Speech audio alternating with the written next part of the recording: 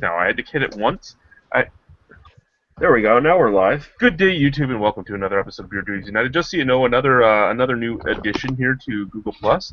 Now you have to click "I'm going to go on air," and it's green at first, and then you have to click yes, okay, and then it goes gray, and then you have to click okay again. So yeah, That's bullshit. I just got this shit figured out again, and now they throw me another fucking curve. Yeah. So that's where we're at. What's everybody drinking tonight? I'm going to be starting with. I actually just got this in the LCBO around here, so I'm going to try it out. This is Amsterdam's Cruiser. Ooh, Cruiser. So they're all-day pale ale. So is that like a session? Yeah, but it's 4.9 instead of a lot lower, like a lot of them are. So this one's more like a Canadian session ale.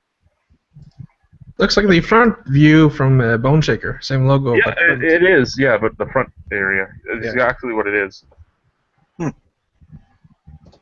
Cool. You should have bought the glass that came along with it. There was no glass at the LCBO, but today I will be drinking out of just a standard shaker glass. I know. But it's the Albino Rhino shaker glass that I have not used in about 4 years. But whatever you think about that beer is invalidated. Yeah, it gives it no special powers. Well, you know what? I took the one out that I'm going to review because I bought it in a 6-pack. It's sitting back there, and I'll review it in a special glass just for you guys. I'll review it in the Dogfish Head IPA glass. There you go. Here's a crazy concept. Review it in the stout glass. What now? I do that too, just to piss people off. Tell everyone's story. I am drinking, according to the bottle, about a 15-month-old Three Floyds Robert the Bruce Scotch Ale. I picked this up in like March, and I figured I could sit on it, but I see that it was bottled on 12/19/13, so it's an old one. Awesome. All right, I'll go next. You sons of bitches. I'm drinking Color Revolution. Big surprise. Who would have thunk that, eh? Yeah. Well, actually, I'm a little surprised. Did you run out of Vickers Cross? No, I have one sitting right here, actually. And I must say, to find out that was $5.75 a bottle, that's actually cheaper than 10 Bitter Years is here in Ontario. Yeah, this is a great price. Yeah. Yeah.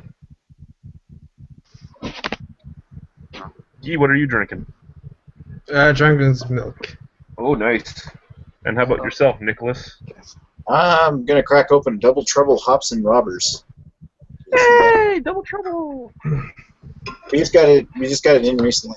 I've been wanting to try it, but I don't really know. It's a really standard pale ale for a pub. I mean, it screams of like say Sam Adams Rebel IPA. So serviceable, drinkable, and I mean, there's nothing wrong with it. I actually enjoy it. I buy it every once in a while. More chance of using real ingredient. Uh-oh, he froze. Uh-oh, now he's freezing up. Oh. Is the internet fuck up again? Snowstorm.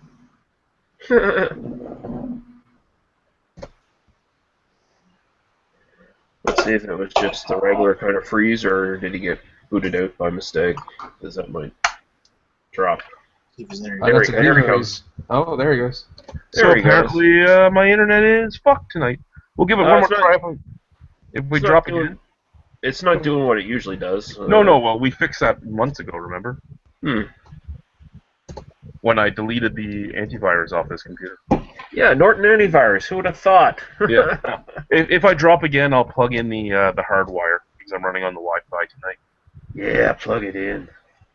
Plug it in.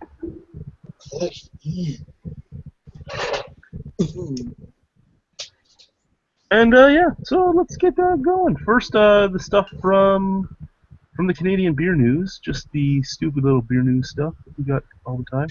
Yeah, I know. Oops. Actually, it was just Google that dropped, so it might just be my internet, not everything else.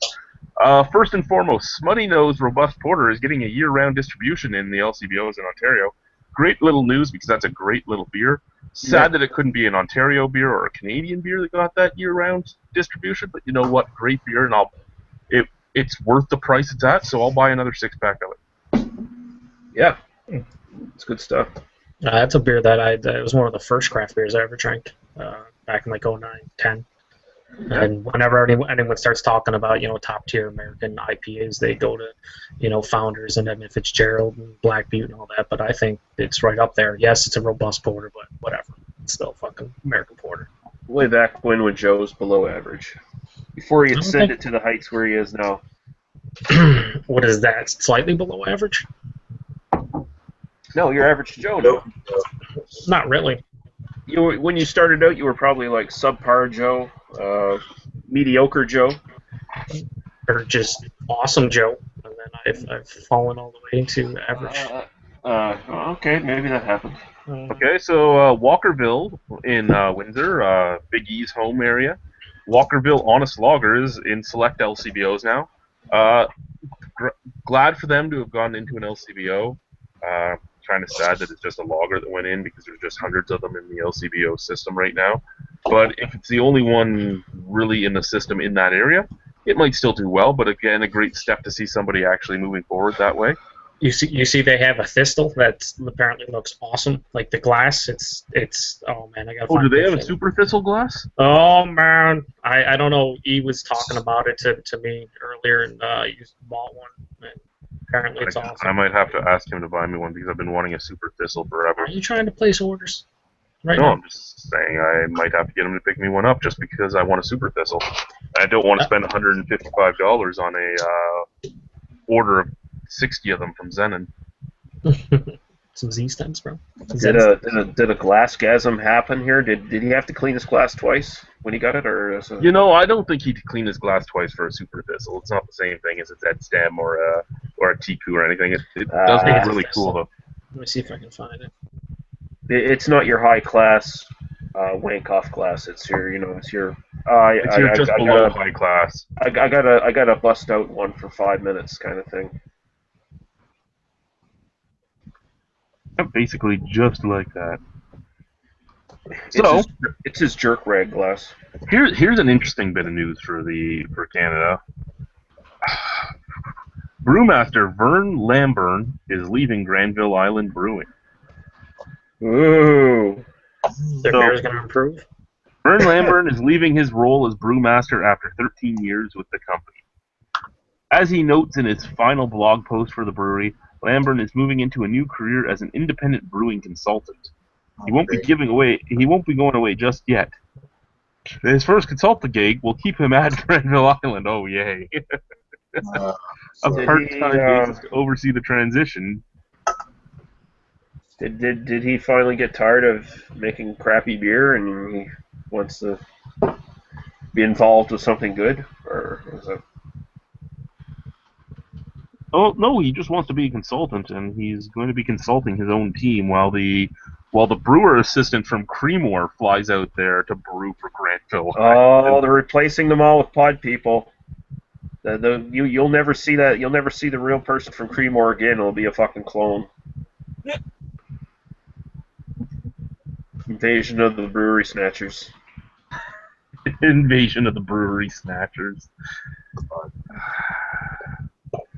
I don't even know what to say to that. I actually thought maybe he was going to open up his own brewery or something, but no, he's going to be a consultant, and his first job is consulting at the brewery he just left.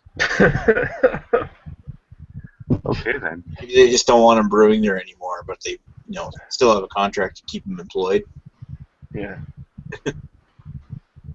We'll keep the old man around and his crazy ideas. I'll tell you the truth, I didn't read that story at all because I just was on Canadian Beer News just like 5 minutes ago looking at things, and it had just popped up, so I opened it, and now I kind of am sad. Sad. Open link and new tab. What is Joe showing us here? Looks like a Bardonka dog. Oh my god. And his first job is consulting at the brewery he just left. Hey Greg, how about you stop being a noob? Is that inspired by Nicki Minaj? That glass? I like the look of the beer in it, and I like the beer bottle and the label. The glass kind of looks like a piece of garbage. Such a hater, Lee. Oh, it looks like an upside down salt shaker. Yeah, or like an upside down chess piece or something like that. Like, and it just shows that it looks like a pawn, and you guys are all pawns in this collecting glassware Lee, horseshit. you hate anything that frightens you. It's okay. No, those superficial glasses look amazing. I love them. It's Illuminati speaking, I think. Pretty sure what Lee is saying is he's drinking every beer from this point forward in a regular old pint glass. That's what he's I might have to, just to in protest. spite. Yeah. I'm getting tired of this Nazi master race fucking glassware shit. Says the guy who has a shit ton of glassware. I don't have a shit ton. Oh, it's a shit ton. All right. And most of them are goddamn, like, shaped like Guinness glasses. So, I have a shit ton. It's a fuck ton. yes, yeah, it's more of a fuck ton. So get off my ass. I will do no such thing, King of Beer 2. Chicken bow wow. This is already devolved. We're not even 10 minutes into it. So anyway, how about this one? I thought Lee would really like this one.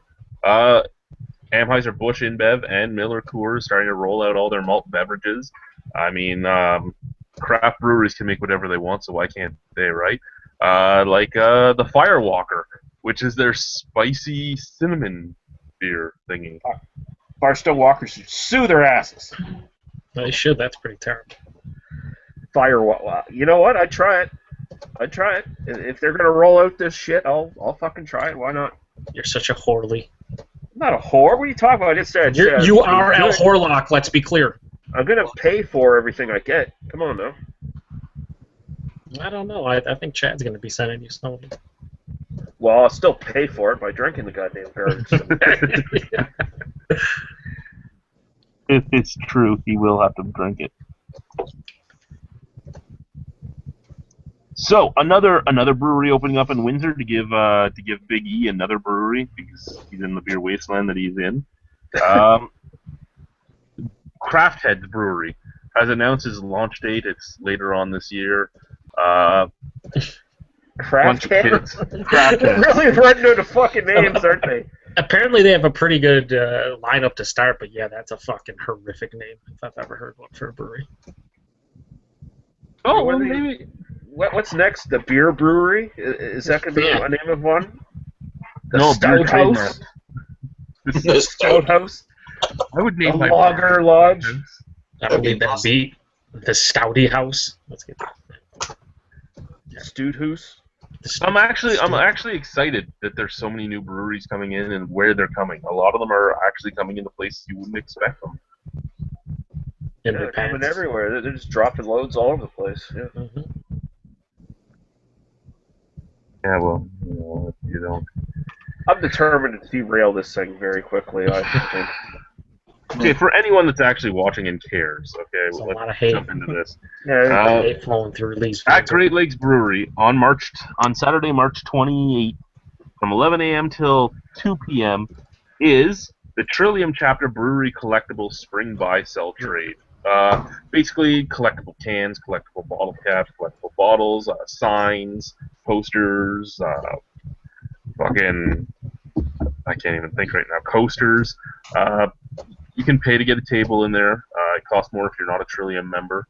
And everybody can go in and look and buy. So it's a cool thing to go to. You can get a lot of interesting memorabilia and collectibles. Great little thing to do, again, at the GLB site in Toronto. Well, not in Toronto, in Etobicoke. Yeah, on March 28th. Maybe I'll go. Maybe I'll go.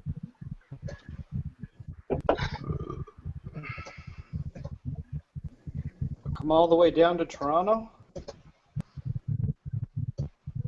Yes. Well, since Sounds you're like a down bad here, idea. about this place called Black Oak. It's awesome. It's only like 3 minutes away from GLB. What is this Black Oaky speaks of? Well, it's really good because it's an Ontario beer. I don't know if you guys have heard, but it's the best beer. I've heard nothing of it. It's not as good as Weyerbacher out of Michigan, though, right? Is that the one that wasn't from Michigan? That Paul? You dumb fuck. Yes, it was. Unbelievable. This is the best Michigan beer I've ever had. No, it's not, Greg. It definitely isn't. In all fairness, every single one of those check-ins was basically done in real time, so that I'll tell you can count how many beers in I was at that point. So That's all I'm hearing is excuses. That's all I'm hearing is excuses. Did Greg close his account after that, or? You should have. It's terrible. You owe both the state of Michigan and the Wire Blocker Brewing Company both an apology. isn't the U.S. basically the same thing everywhere? No, it's not like fucking Toronto and Ontario and all these places that you frequent. Wait. The only question is, Greg, when was the U.S. founded? Yeah, that's right. I don't know, 1852? Oh, fuck. We Your can't opinion is take his opinion. dead, Holy sir. shit. You're dead to this union of beer dweebs. You're dead. You don't know history. You don't know history. You cannot be a beer person. Nope. Actually, even if I didn't know that, I've seen enough people comment on your Facebook thing that I wouldn't be paying attention if I didn't. I don't even understand what that meant. I don't know what's going on there. Not really. It's Greg. No one knows. The only thing certain for Greg is it tastes better on tap than the bottom. It's the only thing for certain. Or what was that? Nothing. I don't know what Greg's sure of anymore. I think his worldview has been challenged. Yeah. What? What did you say? Am I stuttering or something? Guy, instead of talking like a normal person, is posting in the chat. He says Waller Street Brewing is going to be sexy as fuck. Getting early access beer from them when they will be ready. He posted a link in the chat. Prohibition decor. I don't know what's going on there. Okay, here's one that I think that Joe might have a few things to say on. First and foremost, there is 2 articles on it. I'm just gonna read the titles of both of them because you go through the articles and it's just a lot of things about why this would happen or why it's been said it won't. Anyway, the first article was Anheuser-Busch interested in buying Tampa's Cigar City Brewing. And the very next article, when you click that one, is Joey Redner insists he's not in discussions with Anheuser-Busch InBev. Well, first and foremost, even if he was in discussions, he would probably be forced to say he's not in discussions. It would make sense for them to buy it. Do you think they're actually in discussions? Do you think it makes sense? Do you think he's actually fully against it? That's a good question. I don't know. It would obviously be a good decision for them because they are a well-hyped, well-known brewery and they make awesome stuff. Like you said, I don't think it would matter if they're actually in discussions. I don't think they would let it be known. But it takes 2 to tangle, and I don't know if that other article ever had specific sources or anything, but it seemed more hearsay than anything. Like they're like, oh, they're interested in acquiring Cigar City. Well, I'm sure there's a lot of places that are interested in acquiring a lot of different breweries, but he needs to say, hey, yeah, well, I think it would be awesome for their brand. You would see it in a lot of other places, and it would hopefully Hunapu Day would go by the wayside. Am I right? Fuck that thing. I was about to say, yeah, aren't there the guys who make honey poop or whatever the fuck that beer is? Wouldn't that be more widely available, like Goose And Islands? Yeah. Like, They'd have Hunapu Day in every state. Yay! Can't wait. Riots everywhere. It'd be like the fucking Purge or something, for fuck's sake. Yeah, unfortunately, you're going to see more of these stories come to the forefront here in the next, year or two. I mean, it's already Elysian was. I mean, if they get bought, or they were bought out, and the simple fact of the matter is, they were the guys that said corporate beer sucks and that blah blah blah, and they have a fucking loser palate that says it right on the label, and it's like if they're going to sell out, pretty much anybody's really there for the taking, honestly. Well, yeah, and Money everybody talks, has to bullshit walks. realize that it is a business regardless of anything, and anyone that tells you that it's not about making money is kind of lying to you because every brewery that's open is trying to make some money. Mm-hmm. Well, yeah. It is a business, and good eye if he can get Anheuser-Busch to purchase them, and he fucking makes tens of millions. Good for him. That's Dale what it's all Moore about. wants an invite. He doesn't know how to join. Who? Dale. Oh, get that man in here. He just texted me on my phone. So what? He's probably drunk as fuck. Get him in here. If he texted me, he's drunk texting me right now. God damn it. Getting drunk texting by Dale. We need more French guys in the chat. That's what it's coming down to. Alright. Hope you don't get any drunk dick pics. You guys, this is the one. Sorry, viewers. The only to the few viewers we have. This week seems to be the derail everything right away week. Yeah, you know. Because me and Joe are in the same chat. That's right. It's matter and antimatter. There's only one comment so far. Winter is coming. Says, "Cheers, guys. He's drinking a Black Oak's Nut Brown Ale and an Innocent Gun whiskey porter tonight." Nice choices. Yeah. Black Oak, never heard of them. No. Some is that a new brewery? What's going on there? So Mental Floss put out an article, right? 11 of the world's oldest breweries. It's not all of them, but how many of these oldest breweries have you guys heard of? And some of these I have never had a beer from or really heard of. First one, Stepan Razin Brewery. That's one that I've never had a beer from ever or really heard of it. No. It's from Russia, founded in 1795. That's probably why you never heard of it, because it's probably only in Russia.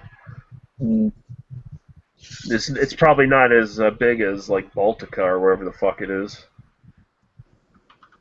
Number 2 was St. James Gate. Never heard of it. Well, yeah, everyone knows that shit. For those of you that don't, that is Guinness. Number 3 is Smithwick's. Smithwick's, yeah, but doesn't Guinness own them too, or Yeah, they do. Diageo at least owns Yeah. them. Grolsch. Grolsch, yeah, okay. Ooh, Grolsch was founded in 1615. Really? Stiegel. Stiegel, yeah, I know Stiegel. Everybody's had a Stiegel, right? 1492 for Stiegel. Holy shit. Hubertus Brau. Never heard of Hubertus Brau myself. No, never heard of that shit. Another Austrian, 1454. Augustiner Brau from Germany. Again, Heard of another that. one that. Yeah, I don't think I have myself. I've heard of them, but I don't think I've ever had anything from them. A lot of these are ones that they probably only sell in the actual town they're brewed at, and you never see them outside of it. I think they sell outside, but I mean, I've heard of them. I mean, I don't know if they're. I don't think I've ever had anything from them. Okay, apparently they are. It's a monastery. The monks who originally ran Augustiner Brew consume a portion of the beer, and the rest is tax-free, sold for profit. Yeah. Yeah. Oh, I've had one of these beers and I hated it. Private Brauer Gaffel Becker and Company. They make the Gaffel Kolsch. Never heard of them. Never had anything. 1902. Never had it. You don't want to have it. Don't do it. Are these guys worse than fucking facts? I wouldn't put it to that, but just don't make it funny. Bolton Brewery from Germany, 1266. Never had anything from Bolton either. A lot of these older ones, I'm sure, are really nowhere outside of where they're at. The Weltenberg Abbey Brewery in Germany, of course, in Germany, 1053. Whoa. And then probably the oldest one that I've had things from and is very widely available, Weihenstephaner. Yeah. In 1040. He's got a bunch of their beers here. We got their Vitus and their Dunkel. Yeah, they make pretty damn good beers that are widely available. I enjoy drinking them, but I don't think they're the best in the world like a lot of people do. We got Greg number 2 in the comments here saying, "Evening, gents. Dullahan Brewing." Good day, Gregory. Good day, good day. Hopefully Gregory is putting a lot of beer down his Gregory. Oh, that's supposed to be hitting the LCBO this year, too. A beer that I'm kind of curious what the price is going to be, because I know how much a 2-pack plus a glass costs for average Troll America there to pick up for me. But the Gregorius from yeah. oh fuck, what that Austrian Austin I Trappist. can't remember either. I I remember it. I just can't even figure out how to say it. Whatever. I chipped the fucking glass like 3 times already. Oh shit. But it was a great beer. It's like a honey ale. It's amazing. I'm excited to get it. I know it was like $25 for the 2-pack with glass, and they were small bottles. So I'm curious what these bottles are going to be here in Canada, because usually Canadian prices are a lot cheaper. When Belgium in a Box was able to ship to Canada before we completely shut that down, because there were some provinces that could get it. He was saying I was talking to the owner. He was saying the shipping cost to Canada was a third of what the shipping cost was to the U.S. So right there's probably why the imports are so much cheaper here for us than for the Americans. Yeah, that's a good point. Yeah. Although we pay out our fucking ass shipping stuff outside of Canada. Yeah.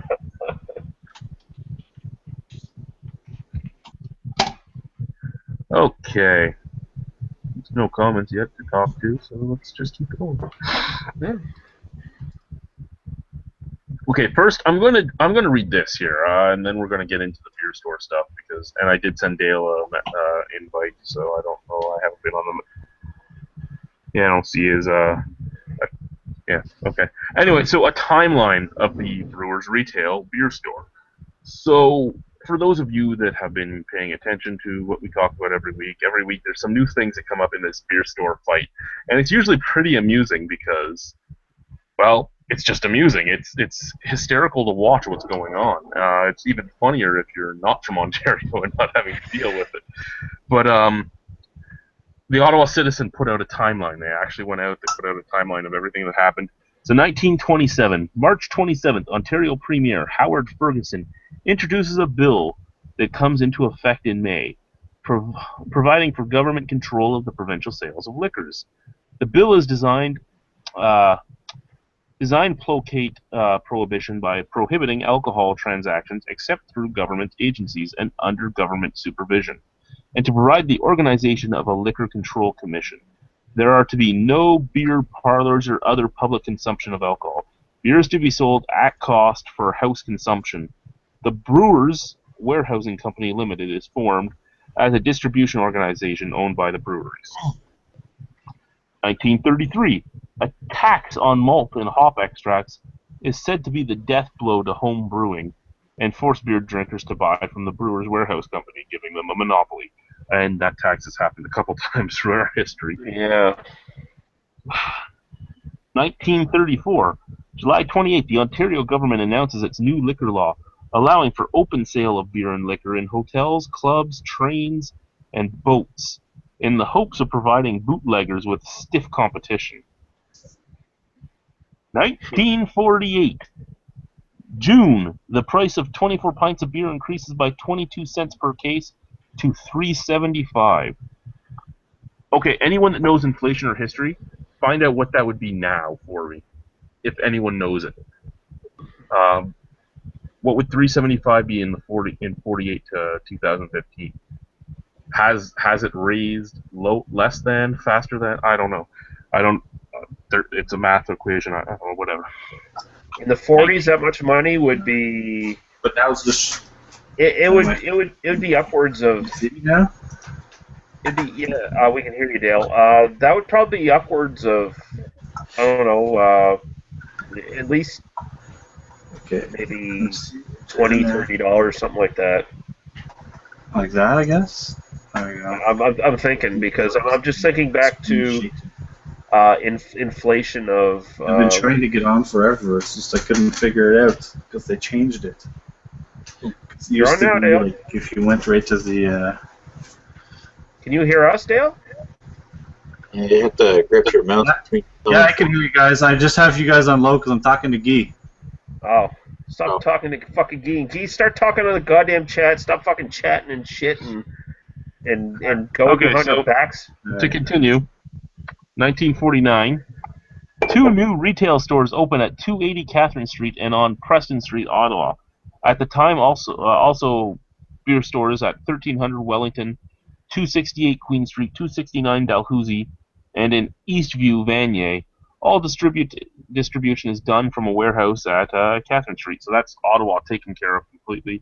And for those of you that know Ottawa, that's interesting placements of it all. 1961.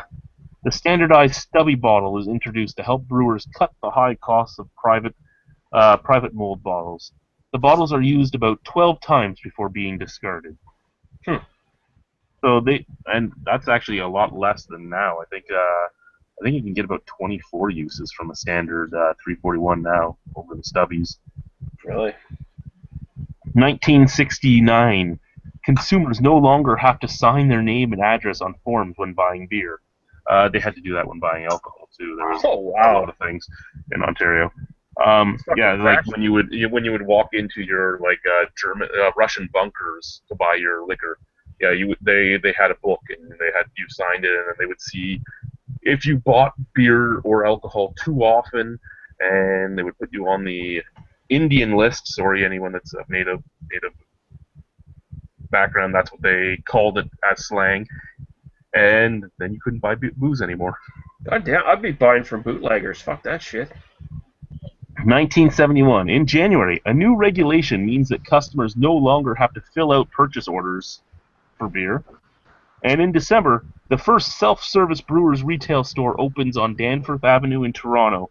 Customers are underwhelmed by the prospect of purchasing room temperature beer. And those self-service ones still exist. Those are the ones where you walk in, you can walk around the warehouse, find whatever you want. I actually like the self-service ones more than I like the stand there and tell somebody what you want and they push it down the conveyor for you. Yeah, it sucks. 1972, Brewers retail stores announced they will begin selling draft beer for home consumption in mini kegs on June 26th. So right there, they changed from just bottles to that. Pretty awesome. 1983, the stubby beer bottle is phased out. A victim of beer packaging wars. The three major breweries write off a total of $59 million in inventory of stubby bottles. Holy fuck. Oh, actually, the twist tops from then are reused about 10 times. So they're actually reused even less times back then. New cleaning systems is why it lasts longer now. But yeah, that's actually 59 million just ridden off. Yeah, that's fucking. Wow. That must have broke some people. 1985. In April, Ontario Liberal leader David Peterson makes an election promise that he will allow the sale of beer and wine in grocery stores. Brewers Retail fights this plan with new marketing concepts, public education, and protests to MPPs. November, a pilot project sees the opening of 6 new Brewers Retail outlets open called the Beer Store. So that was the first inception of the Beer Store in 1985. That is also what people talk about now with the 30 years of promises. Still waiting 30 years later for sales in stores. Yeah. 1986, in October 29th, the Ontario Liberal minority government's plan to allow the sale of beer and wine in Ontario corner stores is killed by the opposition Conservatives and New Democrats. So anyone that's a voter, right there's a reason to get rid of them both. I'm not saying vote Liberal. Vote something else, I don't care. But right there's a reason not to let them have power in Ontario because they didn't want you to have your beer. Yeah. Precious. All right. You guys can hear me now? Yes, sir, Dale. All right, good. Yes. You can't see me, but you can hear me. That's good. Yep. February 26, 1987, the last date Brewers retail stores issued refunds for stubby bottles. That was 4 years after they stopped selling them. Wow. They must have thought some people in Quebec and shit were gonna come out from the fucking wilderness and cash in their stubbies or some shit. In March of 1989. There's that episode of Corner Gas that does that, where Oscar comes in with the boxes. March of 1989, Brewers Retail announces its plans to charge fees for brewers launching new brands or packages in Ontario in an attempt to try to limit the number of products on the market. Coincidentally, that's also around the time that craft beer started in Ontario. 87, I believe, for Wellington and GLB, around that time. So yeah, around the same time they would have came into the market, they started charging their fees. Cool. 1991, in October, Brewers Retail announced plans to close 39 beer stores so it wouldn't have to increase beer prices to make up for inefficiencies in the operations. This is in anticipation of a GATT ruling that would result in heavy global competition for domestic brewers. This leaves 300 part-time staff out of work in 3 Ontario towns with no beer store. December, brewers study bringing back standardized beer bottles. 1995, Belgium's Interbrew buys Labatt and later transforms itself into the world's largest brewer. 2005, in January, a majority of Molson shareholders vote in favor of a merger with Adolf Coors, forcing Molson Coors Brewing, forming. 2007, April 3rd, Premier Dalton McGuinty says that convenience stores can't be relied on to sell alcohol, drawing links to a scandal involving lottery retailer licenses by the Ontario Lottery and Gaming Corporations. Yeah, but they still sell fucking lottery and cigarettes for that was actually when there was lottery tickets that were winning tickets that they said were losers, and they would take them from you, and then they would claim them afterwards. Yeah. So that's an example of a couple of bad apples spoiling the whole fucking vat. Yes, and they can make billions of dollars selling beer to underagers. Exactly, yeah, of course. December 4th, 2012, Progressive Conservative leader Tim Hudak says that Ontario should allow beer, wine, and spirits to be sold in corner stores and grocery stores. 2013, October 29th, Premier Kathleen Wynne confirms that Ontario Liberal government will not allow corner stores to sell beer and wine, but will broaden their availability through specialty outlets and grocery stores. Still haven't done that. Whoop-de-doo. February 2nd of 2015, Premier Wynne rules out the sale of beer in convenience stores as she promised improve access from consumers by this spring by changing the beer store monopoly. The beer store is currently controlled by 3 foreign conglomerates. And so that's their timeline they're giving you. They have missed out a few great little points, but for anyone curious, that is the cool little timeline that goes on with it all. Sad things about it. Yeah, the premier of the same party that 30 years ago promised you sales in stores said no sales in corner stores. I'm okay with that, though. A corner store wasn't going to help a craft brewery all that much. Maybe a few craft breweries here and there, but yeah. The one thing they missed out on here was, and people bring it up all the time. They bring up the fact that the beer store should be brought up on NAFTA charges because it's a monopoly. Well, in the 90s, somebody tried that, and deals were brokered, money was paid. NAFTA has no problem with the beer store. Yeah, because I mean they've got so many politicians in their fucking pocket that I mean you can't really challenge them on those grounds. It just doesn't work that way unless you have like a government that's like so incredibly opposed to the beer store and they're not being paid by the fucking beer store. Otherwise, it's not going to happen.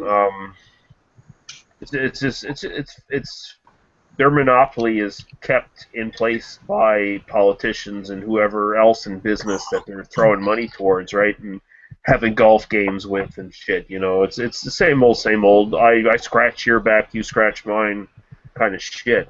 Eyes wide shut orgies.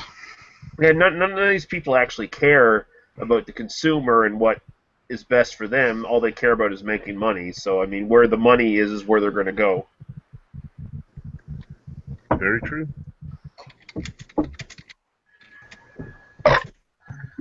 Now, just to get the beer store topic out for the week, there was 2 other articles that came up for this. They're both fun because they're both. I think they're going to get El Malto Maniaco there going. So, sorry, that was a Chinese food burp. It didn't taste all that good with that hoppy IPA.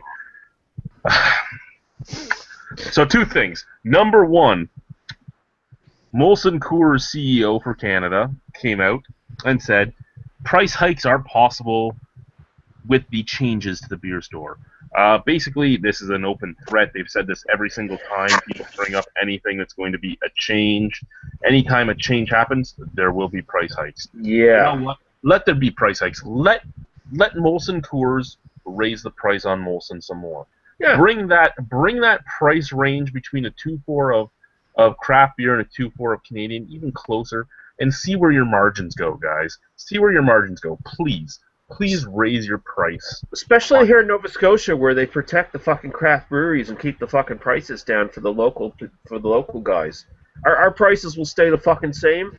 Molson and Labatt and all them people, their prices will go up. Great. Less people will buy your shit, and they'll start buying Propeller and Garrison. Bring Bud's prices up. Bring all that stuff up. Go ahead, do it. Bring it all up. Because first off, it'll bring you closer to the craft breweries. The craft breweries that are making beer that's a little cheaper will have a better time. And then all of a sudden, you're going to see another guy pop out of the woodworks making craft beer that's $29.99 for a 2-4. You're going to see that guy come out and do the Lakeport thing again. You're going to see it happen if their prices go up. That's a slap in the face of their actual consumers. Those big guys are saying our consumers are dedicated and they will only buy our shit because they're stupid zombies who we want our monopoly so crap. much that we're going to scare you into keeping our monopoly. But on the flip side of that, here's the other one. The beer store threatens legal action to protect its monopoly. The beer store has threatened to fight to keep its monopoly through the Supreme Court. They've also said NAFTA words. There is a lot of things in this press release that Mr. Cohn, if anyone knows Mr. Cohn, he is the writer for the Star, who actually is huge against the beer store and monopolies in general. And he actually brings out a lot of information. He's actually the guy that put out their sweetheart deal. He was the one that had that paperwork leaked to him. So he's a great movement for getting rid of them. And so he talks about this press release about how they're going to sue you to keep you shopping only with them. Mm-hmm. And so there you go. Prices will rise, and we will sue the Ontario government for trying to get rid of us. And you see, everyone needs to know about this, because the only way you're going to win anything in this sort of fight is by PR campaigns. I mean, if you tell consumers that they're going to have their prices raised and that they're going to have their ability to consume a product they love threatened, that's the only way you're going to get people to actually give a shit. They're not going to give a shit either otherwise, because of, some backhanded, backstage fucking money fucking traversing between different parties and all this bullshit. People don't care about that because they expect it from government at this point, right? They're like, oh yeah, everyone in government's fucking corrupt to some degree. They're all going to, take handouts and shit. They're all going to take free fucking lunches and shit. But when something really slaps them in the face that directly affects them walking down to the fucking local liquor store and buying shit, then all of a sudden it matters a lot more. So, I mean, it's a wise thing to bring that to light to try to fight this. No, I'm actually amazed how we're still talking about this now when they're doing things like that. Really, government? The Ontario government should just step in and say, you know what, money or no money, you're now threatening to sue us? Bye-bye. Yeah. That's all it should be. Bye-bye, we'll figure something out. You're not part of it anymore. It's the weird thing, it's just not black and white, though. There's so many people with different interests pulling and pushing in different directions that it's like you really can't have that sort of stance. Like, politicians are always playing fucking angles from every fucking direction. They're not black and white. This is good. This is bad. Well, like Jason Fisher said from India Ale House, we've been doing a horrible job as owners in Ontario, and it's true. We the voter in Ontario have been placated. We just haven't cared. If we want change, we have to make our voices heard, and we actually have to stop letting the lobbying groups decide things for us. And the way you do that, you say, this is what we want. You don't get it, you vote a different party in, and you make sure it's a landslide vote for the different party. And if that party doesn't do it, you landslide vote again. Yeah, because what has the OCB done? They haven't said or done anything, have they? Yeah, the OCB has been quiet. The OCB has been waiting. They've just been waiting. Apparently they've been working with the government for a while now on what should happen, but they've been quiet and waiting. Yeah, way to protect your interests there, assholes. Basically, sit there and wait for someone to throw you some fucking breadcrumbs. Is basically what they're doing. See, they want. I know they wanted at one point OCB craft beer stores, but you get an OCB craft beer store, and that's when the NAFTA thing will come in again. And unlike the big three, you don't have the money to broker those deals that they brokered. They should just have equal representation in the beer store and LCBO. We don't. I agree with you, Chad. I'm not necessarily like we have to have this shit in corner stores, because when that happens, you'll just see what you see in the U.S., where you see the big guys bullying people out of the corner stores because they'll say, "Oh, I'll go down to the store down the street and sell my stuff there," and you'll lose money. So that's what that will happen there, right? So they should be fighting for equal representation in these stores, and they shouldn't have to sell their shit to Molson, Labatt, Sleeman, Sapporo, and then have them sell their shit for them. They shouldn't have to be able to. They shouldn't have to fucking do that. It's just fucking retarded. It's a stranglehold, and it needs to fucking stop. Well, here's a comment that was sent to me about this beer store stuff that's been going on when I posted the price hike thing. As an LCBO employee, I'm happy to say that in my particular store, domestic sales are down huge, 40 to 60% for some of the heavyweights. So much so that we have been instructed to reduce the amount of fridge space for some of the big names. The cheap 6-packs, well, they still sell well and always will, and that's true. The cheapers will go. But Ontario craft, imports, and specialty beers are all very much on the upswing. A lot of the guys who used to buy 6 tall boys of Bud or Canadian, they're buying 6 tall boys of whatever 500 milliliter Euro lager is on sale this month. A little better, but not at the same time, because they're usually owned by Canadian or, well, by Molson Coors or by Bud, but whatever. But at least they're moving. They're trying new things. It's small steps. I mean, the consumer base, you have to. I mean, you have to educate them. You have to give them a choice. I mean, the reason people buy fucking Budweiser, fucking Labatt, shit like that, is because that's what they've always known. A, B, for many fucking years, those were their only real choices. I mean, you stick with what you know, right? You stick with what's safe, what you know. And when you can give them when you can give them choices at a good fucking price that are different from what they already know, hey, people will take a fucking choice, will take a chance on it. I mean, people, the stereotype of a bunch of dumbass rednecks drinking beer, like that's not. I don't think that's you'll appreciate this person for this part here then. Everyone across the board, demographic-wise, seems to be open to trying new beers. The beer store is the guy who did everything wrong in a marriage, and the divorce is now getting ugly as he tries to paint a picture to the judge that he was a great husband. I only slapped her a couple times to keep her in line.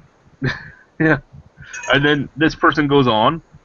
I will also add, facings are all the big guys care about when they visit. It's never, how is this selling, or would you be interested in carrying this? It's, do you think we could spread out the Bud Light Sixers a little more? They don't know what to do. They don't know what to do. Yeah. That is so fucking true. I mean, that is true with any big company. It doesn't have to be beer or anything. Their whole thing is, we don't care if our stuff moves, as long as we're taking up the space and nobody else can be there. Yeah, like I said, I work at a fucking grocery store. I see that all the time. We have relines down our fucking aisles all the time, and the relines amount to this company paying for more space on the shelf to have more facings of their shit opposed to the other guys. It has nothing to do with how much they sell, how much people buy their shit. It just has to do with having more of their stuff visible to people than the other guy. That's all it is. This person goes on, they don't know what to do. I'm certain of it. The old boys are confused, and the young guys out of school didn't have a craft brewery chapter in their textbook. Actual quote from a young Labatt rep. These craft breweries think they can make whatever they want. and not advertise or market it, and the people are going to buy it? The simple answer is yup. They're not selling a product or image. They're just selling their craft. So I'm amazed and excited to hear somebody from an LCBO that actually kind of gets it, because I've gone into a lot of them and I've talked to a lot of the LCBO beer guys or LCBO salespeople, and a lot of them have no clue. So it's great to see that happen, a growth in even the salespeople. And that Labatt rep, by the way, I just could put it out there. It should be curb stomped. That Labatt rep should probably not be a Labatt rep anymore. American History X style, just curb stomped. Ugh. I'm advocating murder of Labatt reps right here on air. Dale, what you drinking? I just cracked open. No. Bose Bogwater. Oh, nice. Nice. Yeah. There's actually, we have a guy at work, and he talks to me every night. The security comes up to me and chats with me about beer for a little while every night. He only drinks Gruits, though. Why? Because he read somewhere on the internet that hops makes you impotent, that you can't get it up. So he will not drink anything with hops. The reason I bring this up is because Gruits traditionally have no hops in them. When Bogwater was first created, it had one hop pellet in it, so they could consider it beer and sell it at the LCBO and at the beer stores. They keep upping their hop ratios. I think he said something like they told him the hop ratio was 3% now, and I look at them, I go, who cares? Drink the beer. And I just bring it up because of that, because it says Gruit. It's not technically a real Gruit in that sense, but it's such a low hop profile that if that's true, whatever. And if it's true, there's something wrong with me, because I don't have that problem. There's something wrong with all the brewers that have like 6 or 7 kids. Because I got news for you. Vickers Cross double IPA, and by the way, boners every fucking day. So there we go. It's true. It's the same thing to me. If anything, it increases my boners. It's not scientifically proven, but I'm just making an assumption here. He's observing it right now. Should I go to comments, Chad? Yes, please. We do have a few here. Well, a couple. Winter is Coming says he has recently joined BeerTube and has posted 3 reviews so far. Check them out when you get a chance. All right, so everyone subscribe to Winter is Coming. Yep. I just did it. I will check out your reviews, sir. I will do it when we're done. Okay, and Nathan Briggs says, how's it going, guys? He's drinking some Rickards Blonde here in New Brunswick right now. So. Not a bad Pilsner, not a bad Pilsner at all. No, Rickards Blonde's perfectly fine. And good day, Nathan. Mm-hmm. Was that the only 2 we had? Well, I'll do a little quick refresh here and see if we got anything else. We're not on our usual double digits of viewers today. We're only at 9. But just so you guys know, we do check comments. You can post a comment. You can post a question. For the most part, we'll answer them, even if we degrade into craziness at some point. We still try to answer anything that comes out. Yeah, no, that's all we got for comments so far. Anyone watching, just ask comments, throw shit at us. We run out of topics incredibly fast. I'm a bit of an asshole, so I'll probably respond to your comments very negatively, but don't take that personally, because there's actually good people on the panel as well who will be much more forgiving of your comments than I would be. Oh, this was a Thrillist one. Now, Thrillist, I try not to read their beer articles because they're always so horribly written by people that have no idea what's going on in the beer world. Are these worse than BuzzFeed? Yes, worse than BuzzFeed.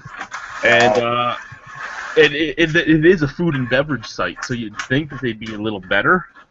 Well, not fully food and beverage, but they have a whole food and beverage section that's written by food and beverage people.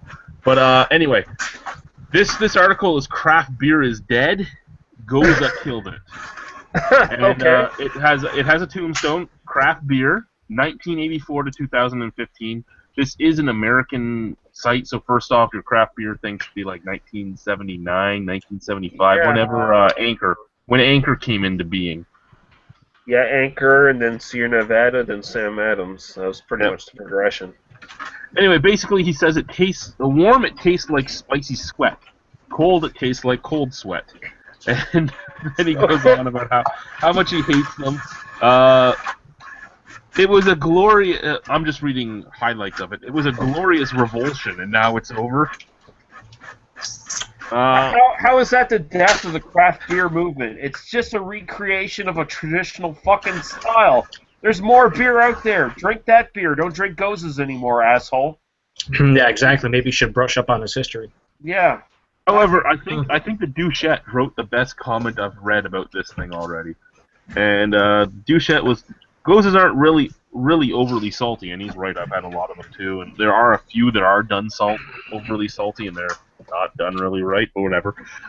Gozes aren't really overly salty. I've had 5 or so examples. Much closer to a strong minerality. Yeah, okay. And there are many reasons that might be perceived as refreshing or otherwise tasty. I guess he hadn't had or doesn't care for Gatorade either.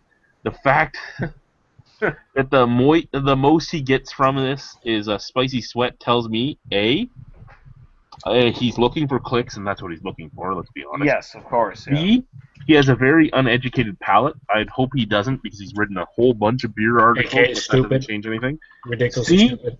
C actually likes the style, but had a bad example of at one and can't separate that from the style itself.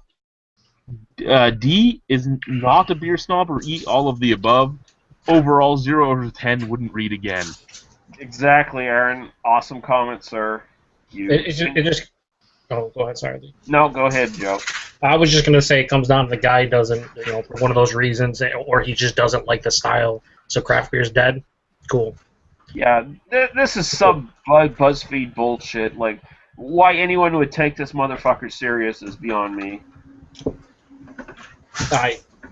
All these articles and stuff coming out is just it's clickbait. It's like Really, top 10 all these reason. articles are probably the reason craft beer is dying.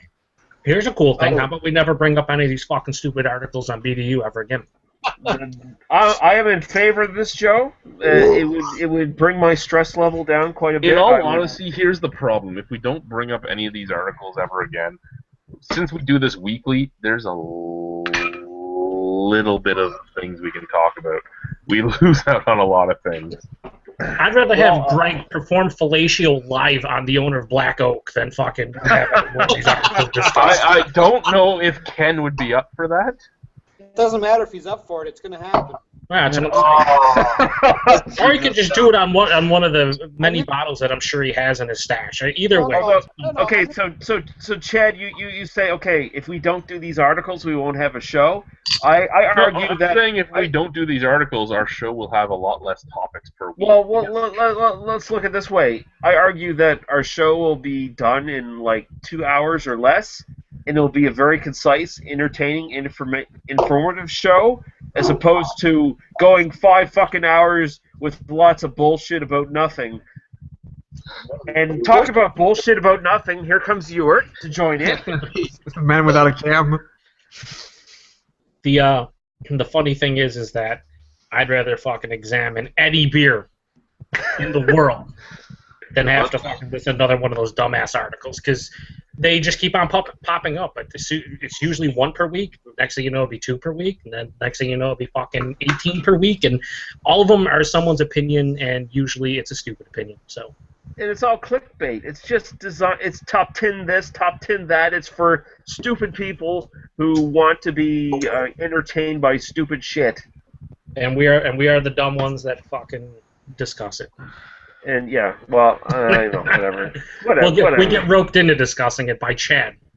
Yeah, I'll admit I enjoy getting outraged once in a while, but Keep in mind, this is a beer chat. We're not talking about world hunger or anything here. All this stuff is stupid in some people's eyes. Yeah, it's a very niche discussion, of course. Tasting the niche. What's going on, Big E? Not much. Just got home. Big E, I need one of those thistle glasses first off. Hey, fuck, everybody's setting me up for these things. And second, Biggie, how do you feel about you getting another new craft brewery there, the Craft Heads? Oh, yeah, I know, the worst name ever. But at least they have like 6 different beers day one when they open at the end of this month. So I'll give them kudos for that. You know, go there. I will say can the you tell best them how thing fucking stupid it is, please? Can you just walk in there and be like, "This is the dumbest fucking name I've ever heard. Can you give me some free samples?" That's right. Yeah, I know. I think the best thing is this entire panel has said the same thing. Stupidest fucking name ever.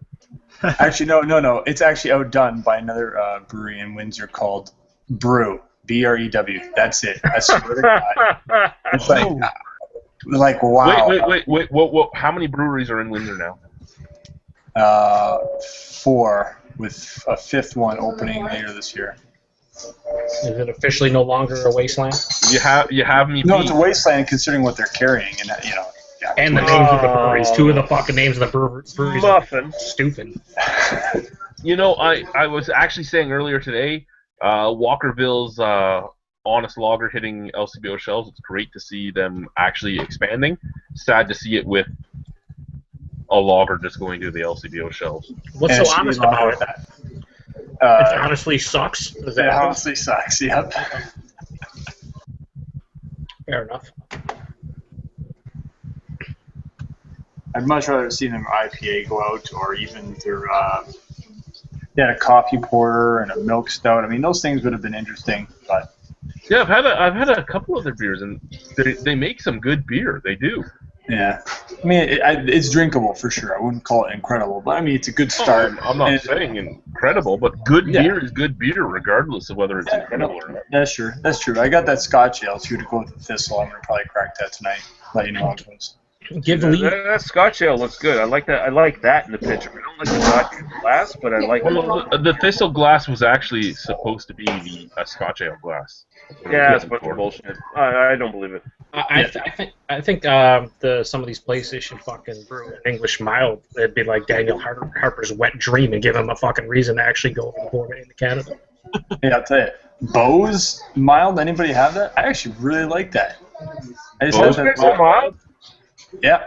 They made one for February. I didn't know that it was in bottles or anything like that. I had it on draft. Yeah, it was released last Thursday. Yeah. Did you have it on Sunday? Yeah. No, I haven't had it yet. The one that's being released tomorrow is their Strong Patrick, I think, is their February, and then the last one's going to be their new B-side label with some new brewery. I'm not sure. They're keeping that hush-hush. They had it at the Brothers of Beer Bistro on tap, but instead I got the Columbus Elvis is here. How y'all doing tonight? Very much. You gotta get himself some fried peanut butter sandwiches or bananas. Right? Fried peanut butter sandwiches with some banana, maybe some bacon. Priscilla, get my goddamn bananas in here, Priscilla. Oh, mama. Ethan, can you say pots flinging and a flanging for me? Pots clinging and a clanging. Get out of there, up in there, boy. Shrimp's done. Yeah, is World War III happening over there, Ewart? What's going on? I got a little troll, just trying to jump in on my mic here. Let's go see what's in the fridge, guy. Let's go see what's in the fridge today. Wafina City Tap and Grill. Cheers. Cheers, guy. I really like this beer, Greg. It's awesome. I think this IBU and this works really well with the beer. And what's your opinion on it, Greg? Cheers, guy. Cheers. Cheers, guys. He doesn't even put guy or guys. He just cheers. Cheers, guy. Come on, no, he's got what he's thinking in his head when he types. He's just too stupid to type guys as well. He's an inbred hillbilly, so he's like cheers, and that's all I can type. But I'm thinking cheers, guy, in my brain. See, the sad reality is you don't really even need a topic to get Lee going, which is the best thing. There is no topic. You're just randomly talking about Greg, or his name gets brought up, and all of a sudden, by the way, Greg's going to make an appearance very, very soon on my channel in video game form. Just letting you know. If you guys are wondering what I'm drinking tonight, it's Weyerbacher's Old Heathen. Oh my god! Oh, Is that a really good Michigan brewery? Oh my god! Is that? Are they out of Grand Rapids or I don't? Where are they from? Ann Arbor? no, they're out of Warren. They're right beside. Oh, Warren, right next to. Yeah, Easton. It says Houlihan's? Weyerbacher Brewing, Easton, PA. So. Shows what you know, Ethan. Jesus. Gosh, yeah. You don't even know what year the country was founded. We do have some more comments here. All of a sudden, they just sort of exploded on the screen. Okay. Sometimes.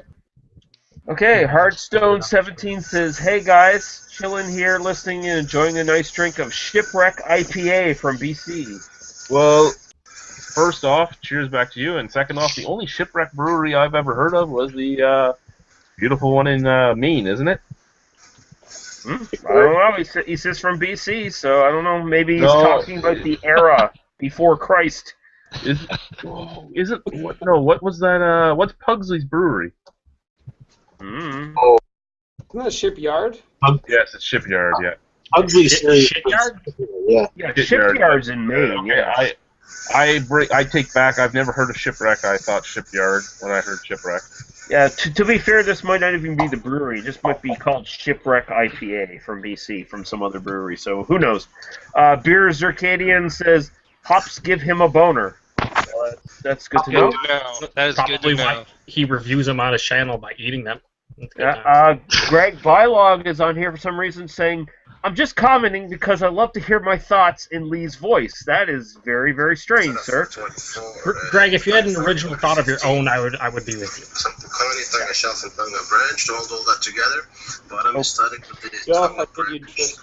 Okay, where the fuck is that coming from? Yeah, what is that? Dale's watching some serious shit right now. Yo, you gotta stop that shit, dude. Yeah. Hangout etiquette. Come I on, got sir. 2 things I have to do, so I'm doing it both. You gotta not do. You gotta stop multitasking, sir. Nathan Briggs says, "Love what you guys just talked about. So true. They're gonna push out their consumers. Price is always everything people care about. They can't change whatever they want without backlash at some point." And Ronald Fierro J is on here saying, "Even Milwaukee's best ice, Average Joe." Yes. I would review, I would examine, I would deconstruct any fucking beer than to have these articles brought up. Even ammo. Okay, that's how desperate I am to never hear these topics ever again. Okay? You don't want to talk about the craft beer map? I think it's worth looking at stupid articles just to piss Average Joe off. Yeah, that's it. Well, you have a good point. You also piss off Lee, the King of Beer Tube. I don't know how smart that is. Maybe that is. Well, we have the 19 types of beer snobs we could talk about. Oh, well, let's do that. I didn't even read that shit. When King of Beer Tube gets pissed, it's off with their heads, right? So that's but I enjoy it because I have so much pent up rage that it's actually kind of therapeutic to fucking.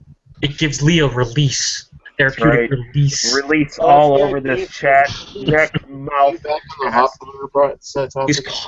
He's covering everyone with his anger. My anger sperm. No, yeah. not anger sperm. Nope. That's right. Did you just say anger sperm? Anger sperm, yes. It's a very yeasty beer from the West Coast. That's right. Anchor? Oh, Anger. Jordan did send me a link. He's like, this is a topic you could talk about on Beer Dweebs United, and the link was to the smoked whale testicle beer, and I'm like, yeah, we talked about that. Oh, that's old. Yeah, Jordan, you should. Your show. Mr. Jordan St. Cross, or whatever the fuck his name is. No, not that Jordan. Jordan Traeger. You should get into it and actually. She should know what we're fucking talking about. Or reviews under influence. Reviews under. Too many under influence guys now. And I'm concussed and I drink. So. Yeah, they're also under the influence right now. No, I've only had four. I've had four all-day IPAs. I haven't been all day yet. From the Amsterdam Cruisers. All day and all night. Should have got a couple sixers. They should make an all-night IPA. What do you think of the I cruiser? see what you did there, Ethan. What do I think of the Cruiser? It's okay. Their Bone Shaker and their what was the other one? Their Fracture are so much better. I actually like the cruiser more than I like the Fracture. Although, granted, I don't know how old the bottle I have right now is, but.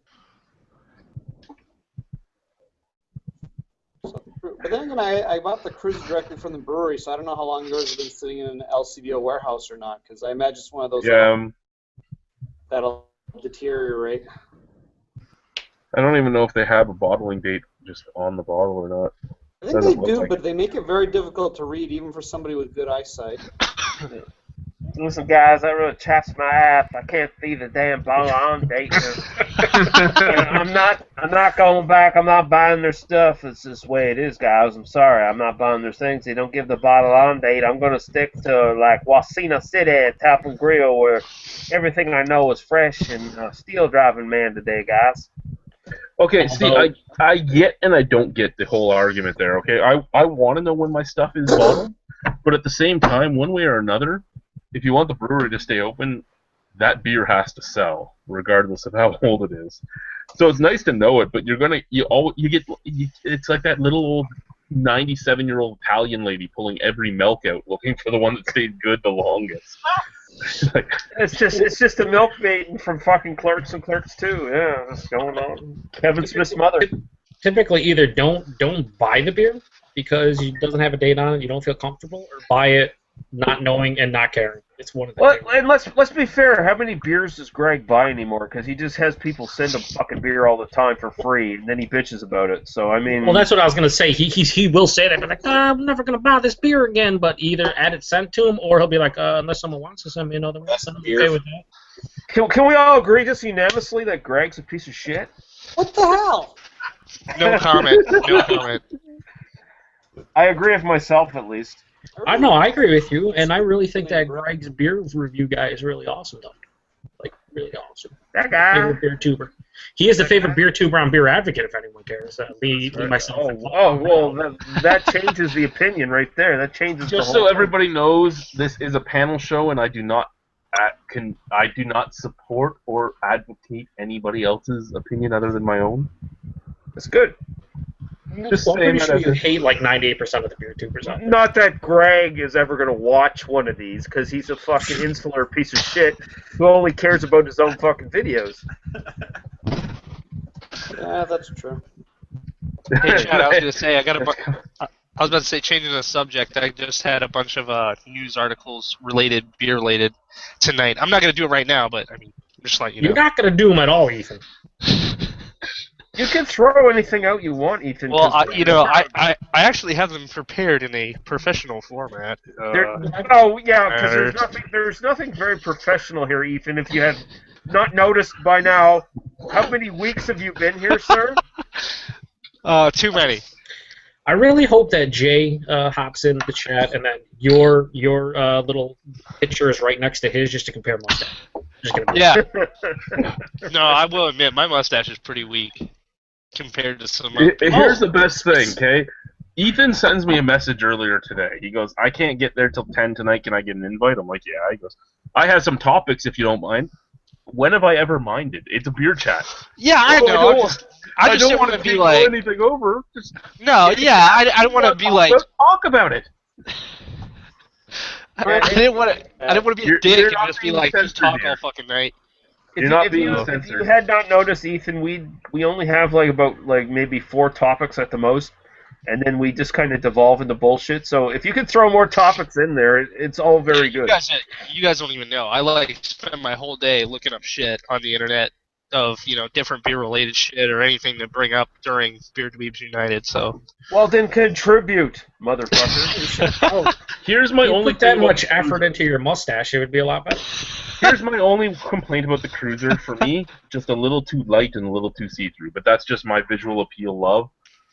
You know what? Stephen Beaumont would probably love this. Stephen Beaumont would probably love this because his last comment, his last downgrade on the Ontario craft beer market was filtering and finding has to be relearned because it's true. Almost every beer out there is cloudy to hazy to murky to swamp water with diarrhea in it, and that's what I like personally, but not everybody.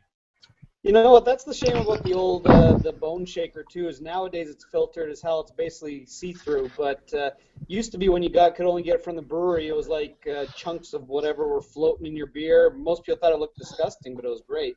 Thought it tasted better too. Might have been psychological. Like everyone's telling me now that like the Bone Shaker I'm getting is like some subpar version of the original. Yeah, unfortunately, my old man opinion kind of doesn't seem to be as good as it used to be. But again, it could just be my old man crankiness. How old are you? 12. Because I'm far older. I got a feeling I'm older than you, so I'm not. Is this like a Benjamin Button thing? Are you like age backwards or? No, it's just a young alcoholic thing. Alcohol abuse will age a person. Yeah. Well, guys, here's one for you. A new brewery just opened up last weekend, Nita Brewing Company. They're in Nepean.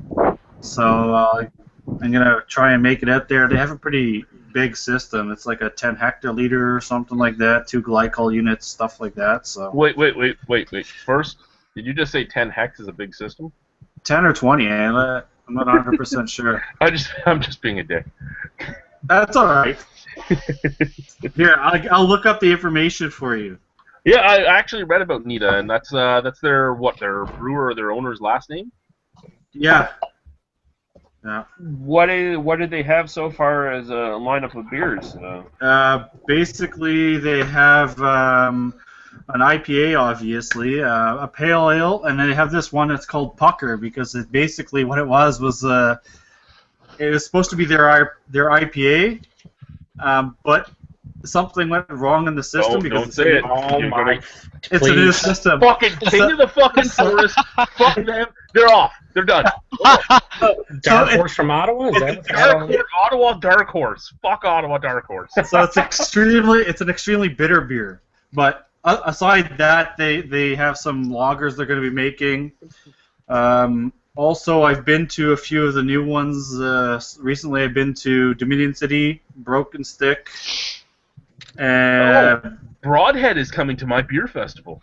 Yes, I know. They contacted me, and I contacted you to tell you. You're the reason I messaged them because they never contacted me. But actually, the smallest thing about the world is their events guy used to be part owner of another brewery in the area.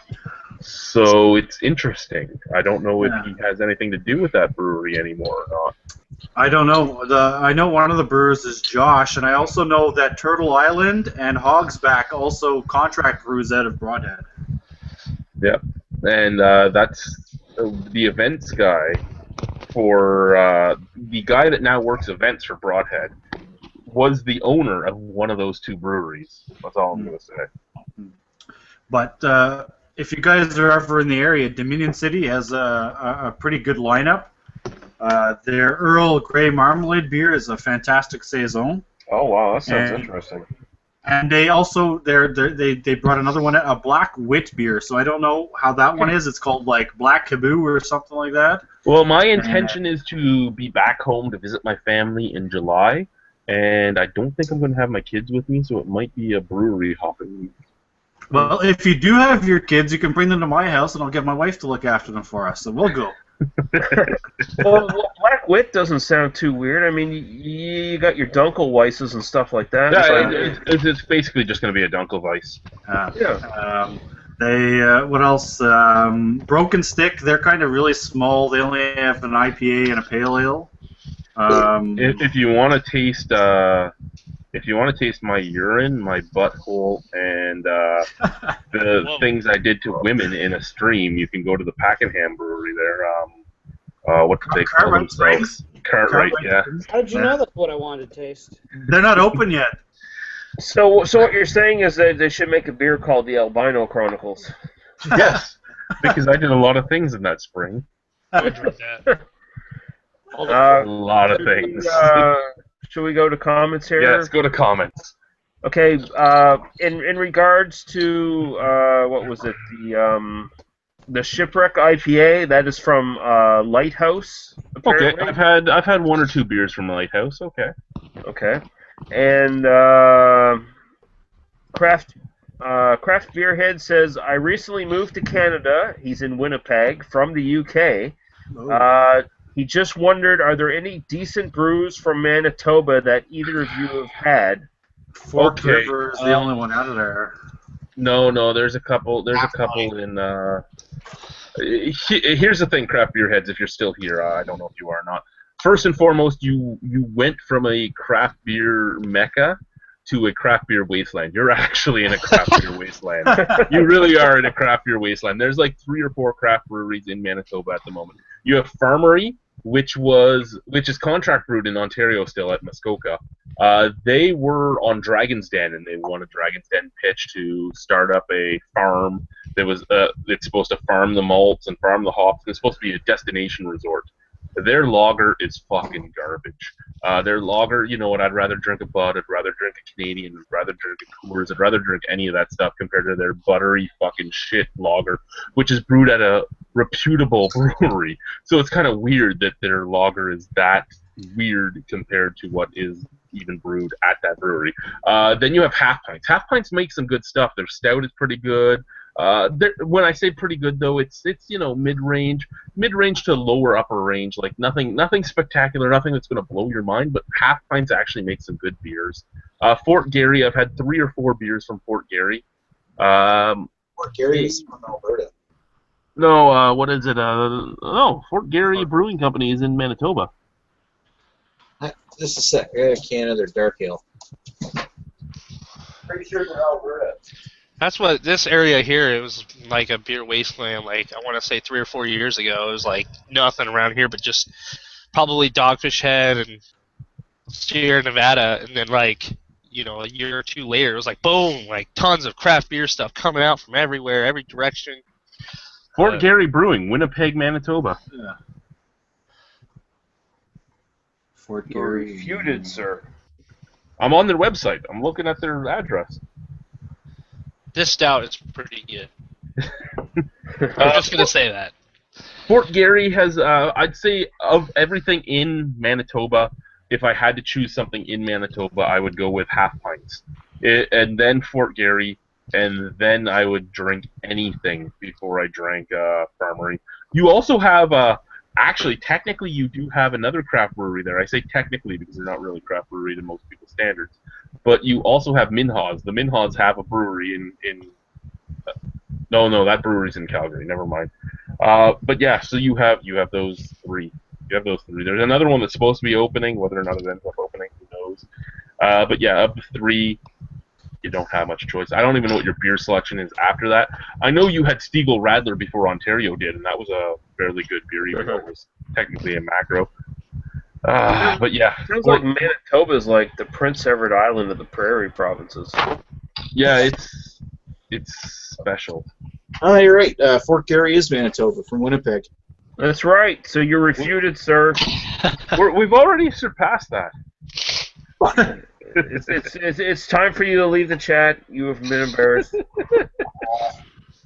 Now you must shave. I'm just kidding. And last question is from Whiskey Pete. He says, "Okay, here's a question: who's the bigger douche nozzle, Greg or Chad 9976? Chad 9976 is the bigger douche nozzle."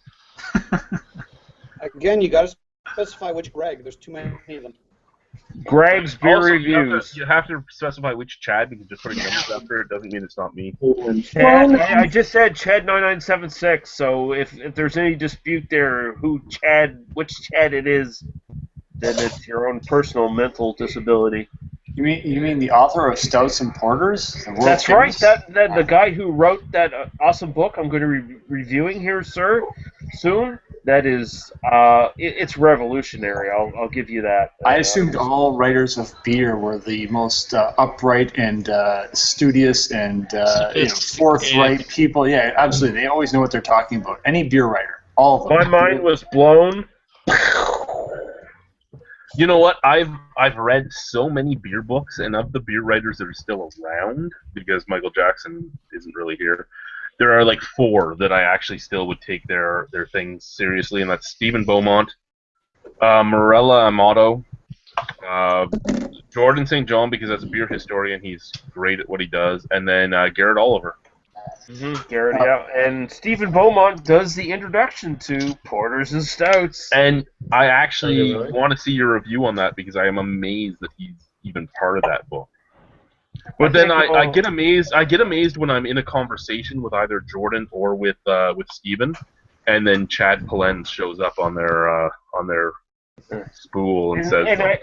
I just want to say I'm acting like kind of an asshole here, but when I actually do post my review of this book, it will be very impartial. It will be very fair, regardless of what I think of that piece of shit, Chad 9976. I will be very impartial and fair in my review.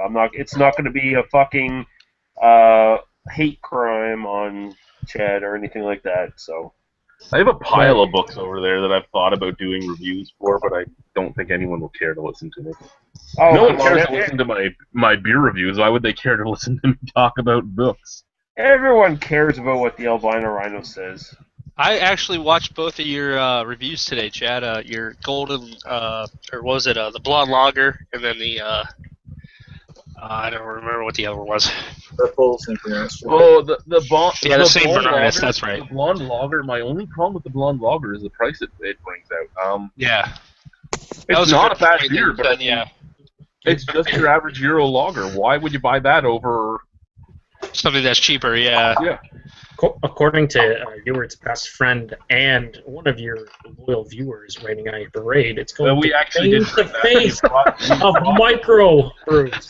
We did bring that. We did bring that quote up, and I think it was Simon I was reviewing. No, it was Cartoon I was reviewing it with, I believe. Maybe Simon. I don't remember which. But they were both here. But they both kind of said, "What the fuck does that mean?" It was a good beer. I mean, it wasn't anything special, but when you look at the price that it's going to fetch, and you're looking at that it's sold in the U.S. market, there's so many things you can buy that are just as good or better for cheaper. You can even buy a craft beer for basically the same price. Did you taste the You mosaic caps? Did you taste the mosaic caps? Here you could buy Thirsty Dog's raspberry lager, or their smoked lager. So. The difference is those beers are absolutely horrific. Yeah, actually, you know what? When I had the smoked lager from Thirsty Dog, I was really shocked. It was really good. I mean, I'm just giving you shit. No, I know, Joe. It's about time you showed your face, by the way. Yeah, no, I know. I just stand behind the childish, cartoonish avatar. Elvis, I understand. That's right, Ethan. You slapped him the fuck down. let him know who the man is. Oh. Lee, we are trolling beyond. I'm capable of understanding right now. A whole new level. We were here before. We're like here now. Oh, it's. Hey, can we get back? Getting back to beer writers, just because Chad touched on Maria Amato or whatever her name is. Morella, yeah. Yeah, I listened to a podcast, the Ontario Craft Brewers podcast. Do you guys remember Saturday Night Live when they used to do that? NPR thing with sweaty balls. Sweaty balls. Yes. It was the worst podcast and most dry and boring podcast, and it reminded me exactly of that. So what you're saying is 10 out of 10. She's a great writer, terrible speaker. Oh, brutal. You know what? I've actually sat in on some of her seminars because I was at events she was at, and yeah, I would agree with you. Great writer, terrible speaker. So it's safe to say that my podcast, They Must Be Destroyed on Site, at podbean.com, is probably way better. Yeah, cheap plugs all over the place. Cheap plug. But yeah, no, I've been in a lot of her little things, and me and her have actually had conversations on a lot of things that we don't agree with. But she's smart. She's very knowledgeable. She's very articulate when she's writing. But yeah, she's very dry. You can even watch her on like she's on City TV all the time. I had like my 29th fucking "Do you want to be on our TV show?" request come to me, and it was for Storage Wars Canada. I didn't even know there was a Storage Wars Canada, and they had found some brewing equipment, like old home brewing equipment, and I'm like, really? You're not going to choose me anyway. Here's 2 people in Toronto that are great at what they do. You should probably pick one of them. And I sent them Morella and Jordan's info. They ended up taking Morella because Morella works for their station anyway. She's always on City TV stuff and all that. And yeah, like it was, yeah, whatever. I think less talk about her and more talk about raining on your parade and the fact that he hates you. Who? Your thoughts? Raining on your parade. Your Who? favorite. No. I don't know that. I don't know that name. Fuck You that. stop lying. He's a huge fan of Ronald's channel too. Are there any more comments there, Lee? We got a couple here. Let's see here. Nathan Briggs says, any ideas why brands like Heineken and Stella Artois are priced so aggressively? I know they're at least $27 a case here in the Maritimes. By case, are you talking a 12-pack? Because it's like $45 a 2 here. Yeah, if he's saying a fucking 12-pack is $27, I don't know what the fuck he's talking about, because I don't believe that is the price. The price is more like maybe 25 at the most, something like that, I think. Unless I'm just out of the loop. You're the king of beer tube. You can't be out of the loop. Why is the price so high on that stuff? Because they know people will pay it, and they're making huge amounts of money because it doesn't cost as much to make it. Yeah, and Joe, I'm king of beer tube. I could be out of the loop if I fucking feel like it. That's not cool, bro. Fuck First, you. before you us astray. comments, good day, Ron. Hello, folks. Hello, Ron. Unfortunately, what Joe wanted to have happen didn't happen. So. And these only. The 2 comparison of mustaches. Pretty sure Jay's is superior right now. Jay's mustache is much superior. Yeah. I got a comment today on YouTube said you look like Hitler. Yeah, I was going to actually mention that. That was nice of him. I told the guy that is not the look I was going for, but. Oh yeah. I'll just say this across the board: Ethan and Jay are both incredibly manly looking with their mustaches, and they should not be embarrassed by them at all. This is just because Lee is sad that he cannot grow one. I cannot grow a mustache. I'm not sad about it. I'm happy about it actually, because I think mustaches look like crap. But I mean, in the case of these 2 gentlemen, they're rocking them very well. So. Hey. Anyway, any women that want to, highly attractive, highly attractive women that want to get in on this game, there are contact links available. Anyway, that's right. Valentine's Day coming up. Baby is what he's trying to say. I want to clarify for Ron, and I could be completely wrong, and I'm pretty sure I am, but I believe he's offering free mustache rides to any attractive woman out there. Right. Doesn't he have to be attractive? You sit here on the Thoreau train, you will get a ride. We'll go back to the comments here now. Tango D2121. Any opinions on Stack Brewery in Sudbury? I live close to them. I actually very much enjoy Stack Brewery. The only thing I dislike about it is it's always when I got their beers, it was in the half growlers, and they don't seal very well. So I had gotten a lot of ones that were very low carbonation.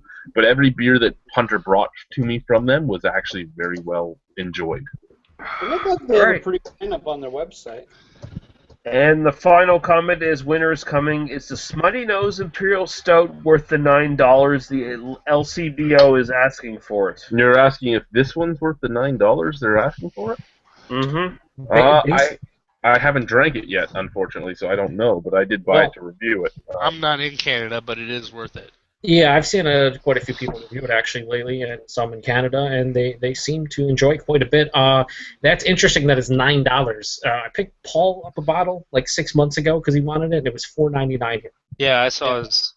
So what you're saying on your video, Ethan, was $5.99. This is one of the ones that we actually get fleeced over you, because usually we're fleecing your price. Yeah, you basically. You know what the thing is? Smutty Nose. Double Trouble. Double Trouble Brewing there is the ones that are the importers for Smutty Nose. So they're probably making a good penny off of it then. Smutty Nose makes good beer. I would say, is it worth $9? Probably to try it once. Yeah. I haven't drank Not it bad yet. for a bomb. I don't know. Is it worth trying? Sure. Because Smutty Nose does make good beers. Yeah. Is it worth buying more than one bottle? Probably not until you know whether or not you like it. But I mean, I am a big believer and a big supporter of trying everything once, as long as it's within your means to buy it. I do get mad and rant about some prices that are out there, but if it's within your means, go ahead and buy it and try it. Like Budweiser Clamato. That's an amazing beer. Oh, that one. I would recommend that. I can recommend. Which one? The Budweiser one or the Bud Light one? Which one? Well. The Chelada? I enjoyed the Bud Light much more than the Bud. The Bud Light didn't smell as bad either. I like the Budweiser Clamato. I like the Budweiser Clamato Picante. I like the Bud Light I had the Clamato. Picante. Yeah, I like the Bud Light Chelada Lemon. You know, the one with extra lime. I'm sorry, extra lime. And there's one with extra lime? Yeah, it just came out in 2014. It's called Bud Light and Clamato Chelada Extra Lime. And there's another one. I know I'm forgetting one. I liked them all, but they were very heavy, and you don't have to eat a meal after you drank one big can. They're very filling. Oh, Lord. I preferred the Soul Clamato to all of the two that I had from Bud. I've never had that one, but I did have the Modelo Chelada. Yeah, I saw that one. I was going to pick it up, and then I was like, I was actually going to pick it up and give it to Chad, and then I was like, I don't know. Then you were like, I don't like albinos, and I'm not going to go see them anymore? It was the last one left, so it was fucking flying off the shelves. I was like, oh my god, it's an exclusive rare whale. Yeah, they said Modelo is like number 2 or something selling-wise. It is. In the United States. No, just Modelo Especial. Guys, I finished my 6-pack of Cruiser. There you go. Now you can hit the heavy stuff. Start bringing out the fucking shit, dude. I have a heavy stuff right here. Ooh. Beavertown Black Betty Black IPA. Chug it. At 7.4. We did review that today. Chug it. King of Beer Tube, I want to bring something up, and it's not related to what you have posted on your little description area. Oh, well, we'll bring it up anyway, Jay. I'm not going to be on here long tonight because I'm so tired. I went to a college basketball game last night, and then I went to meet some people, especially a guy that came back from Thailand. He moved to Thailand, a guy I used to teach school with. And then I had to wake up at 3:45 a.m. to go to work. But you talked about how the discussion would deteriorate into movie film discussion. But I had it's been bothering me for years, and it's about a movie that came out 36 years ago, and I hope that at some point we could discuss this because it's got me perplexed. Mm-hmm. What movie is that, sir? Well, it was directed by Ridley Scott. Are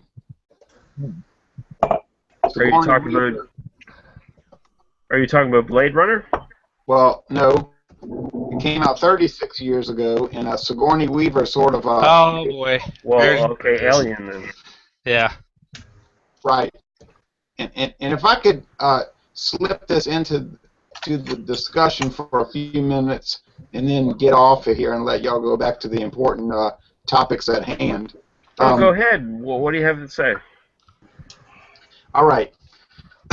I think Nick and you and a whole lot of other people maybe can help me out with this. All right. It seems to be that there's different cuts of this film. Mm-hmm. And remember when the Nostromo went to the planetoid and they had to check out the distress signal, which turned out it was really a warning signal. We all knew that. Now, Spoilers. Oh, right. The 36-year-old. Yeah, but I mean, everybody's seen that movie. But here's the thing that's bothering me. Now, when they came back to the ship after the guy got the alien in his face,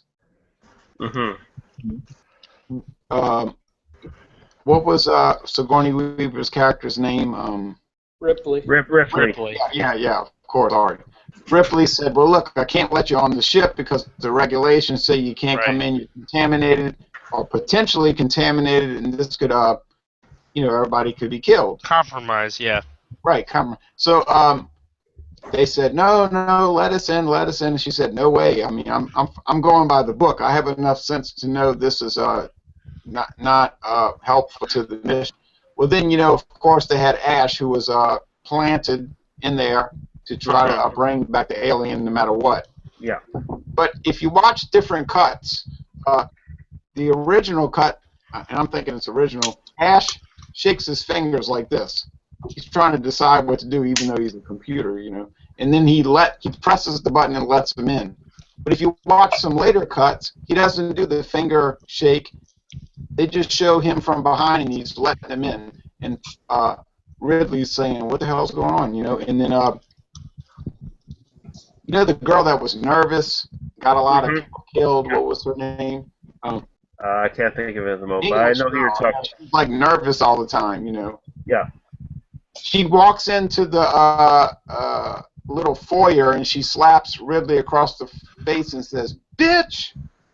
But I noticed in some later cuts that wasn't in there. It just jumps right to the when they're incising the alien on the guy's face. What's the story behind that? Right? Is that who it was? Who? Girl? Jean-Marie Lambert?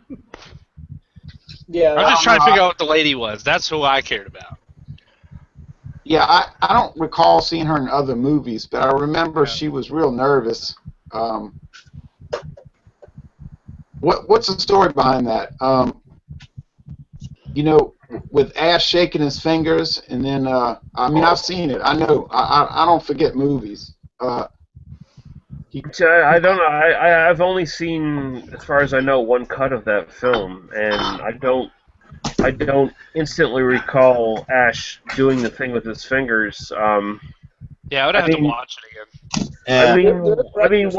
One thing you can say about the androids in that film is that although they are programmed, they're basically automatons. There is a level of freedom with them where they do actually have personalities. Right. So I mean, one of the things you have to go with this is that when they're making the first film, they probably did not have this all thought out about their characters and about the expanded universe of Alien and all that shit.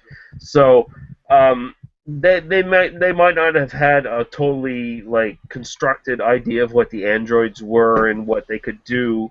Compared, when you compare Ash to Bishop, for instance, Bishop is definitely quite a bit different than Ash in a lot of regards.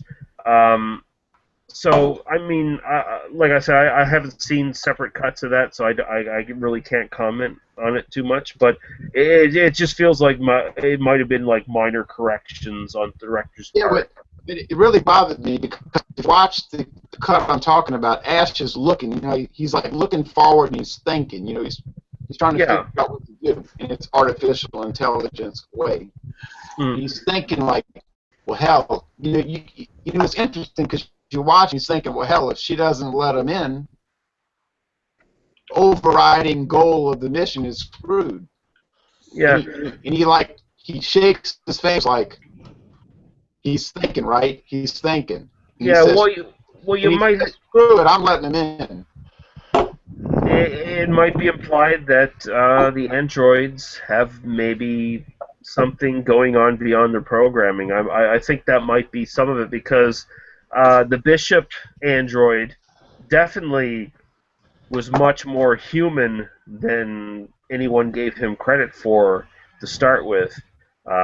So it might be implied that perhaps these creations, these androids, maybe had something going on beyond their programming. And I mean, eventually Ash, he went with the script or whatever that he's programmed for, but there might have been more to that character going on. He might have had a conflict.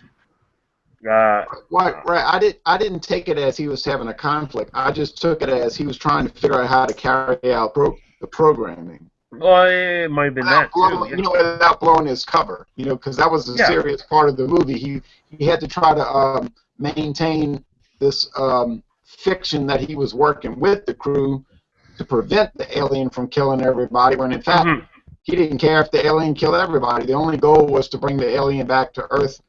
So they can use it that's true.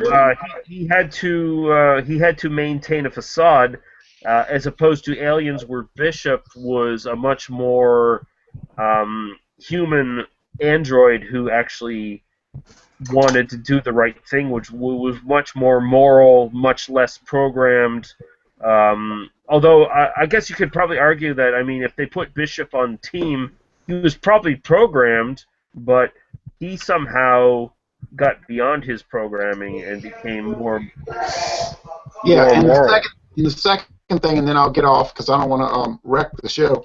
But the second thing was when the woman came in and she slapped Ridley across the face and said "bitch." That was pretty powerful because she said, you know, you're going to endanger all our lives, and then Ridley was looking shocked, and her attitude was, well, no, that's the protocol. What are you talking about? But they took that out of later cuts, which bothered me. But yeah, that's weird because I think that fits the character of her, because her character was a very frightened, kind of scared character, and I mean that seems like a natural reaction for her to. I mean, everything's supposed to be going to plan, and someone's throwing a loophole into the plan.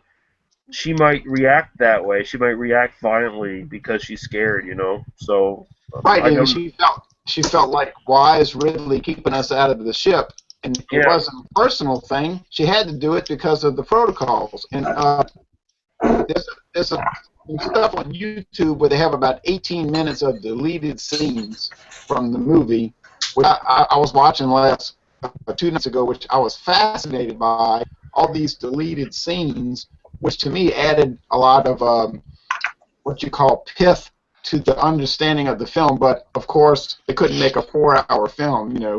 But anyway, I came to you and to Nick and to others because I needed help with figuring this out. That's the only reason I brought it up. I never really thought of it myself. I've got the collector's edition on Laserdisc. I might check it out to see if the cut's any different. I was gonna say, what do you guys like better? Do you like the first Alien, or do you guys like Aliens? Oh, I love the first Alien better because it's just. Yeah, the first one was so much more serious, in my opinion, and I felt like the second one had more comical parts. You know what I mean? With what's his name? Hold on, I got it on here. What's his name? Colonel Maureen Hudson, the guy where he's like, "Oh, we're dying, man." Yeah, Bill Paxton. Yeah. Yeah. I would say I like the second one better, but it really depends what kind of movie you want because there's so. Yeah, well, yeah, the second movie is a straight up action movie. The first movie is Haunted House in Outer Space is what the pretext of the movie is. Yeah. And that movie is much more horrific because and creepy. The people who encounter the aliens and they encounter the fucking pilot or whatever that was in that ship that they find. The implications are far more horrific because it comes into question about our own existence and alien beings higher than us, right? That are you know perhaps have godlike powers, and it gives into question our own existence, our own ideas of what came before us, where are we going, what's our place in this universe. Where Aliens is basically about shooting aliens in hallways. It's an action movie. I thought the first one was more like, you know, more of a mind horror movie because it was really creepy and shit like that. Yeah. But I felt like the second one was like what you guys said, just actiony and then a little bit comical in there as well. Yeah, so, but I like both. Great action thriller. like an action, like a slasher flick almost. Whereas the first one was more of a suspense thriller. Which Right, Lee is right. Like suspenseful Lee is right about that. When I went to the second one was bad. I mean, when I went to see Aliens in 1996, I was so disappointed because I remember we were coming out of the theater, and I said to my friend, I said, you know, this was nothing but a DC comic book. What was that? Oh, it was Resurrection or something? Huh? The 92? 96? 86. Oh, 86. Okay. Oh. So like 97, they released Alien Resurrection. It was like the first movie I snuck into while underage. 1979 was the first film, and 86 was the second.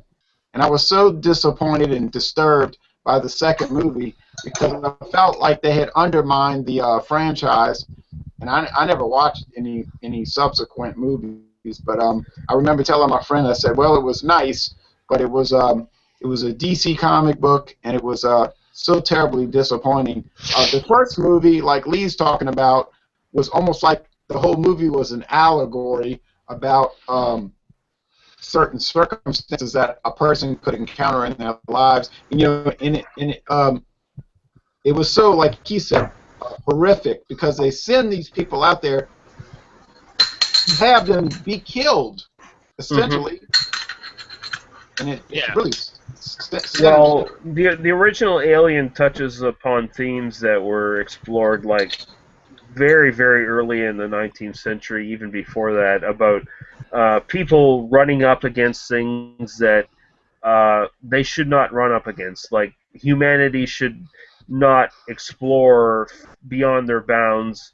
The idea of running into things that they can't explain and they can't comprehend and they should leave well enough alone, that's a common thread through all supernatural fiction, pretty much, and that's what that movie was. It was essentially a haunted house movie on a spaceship.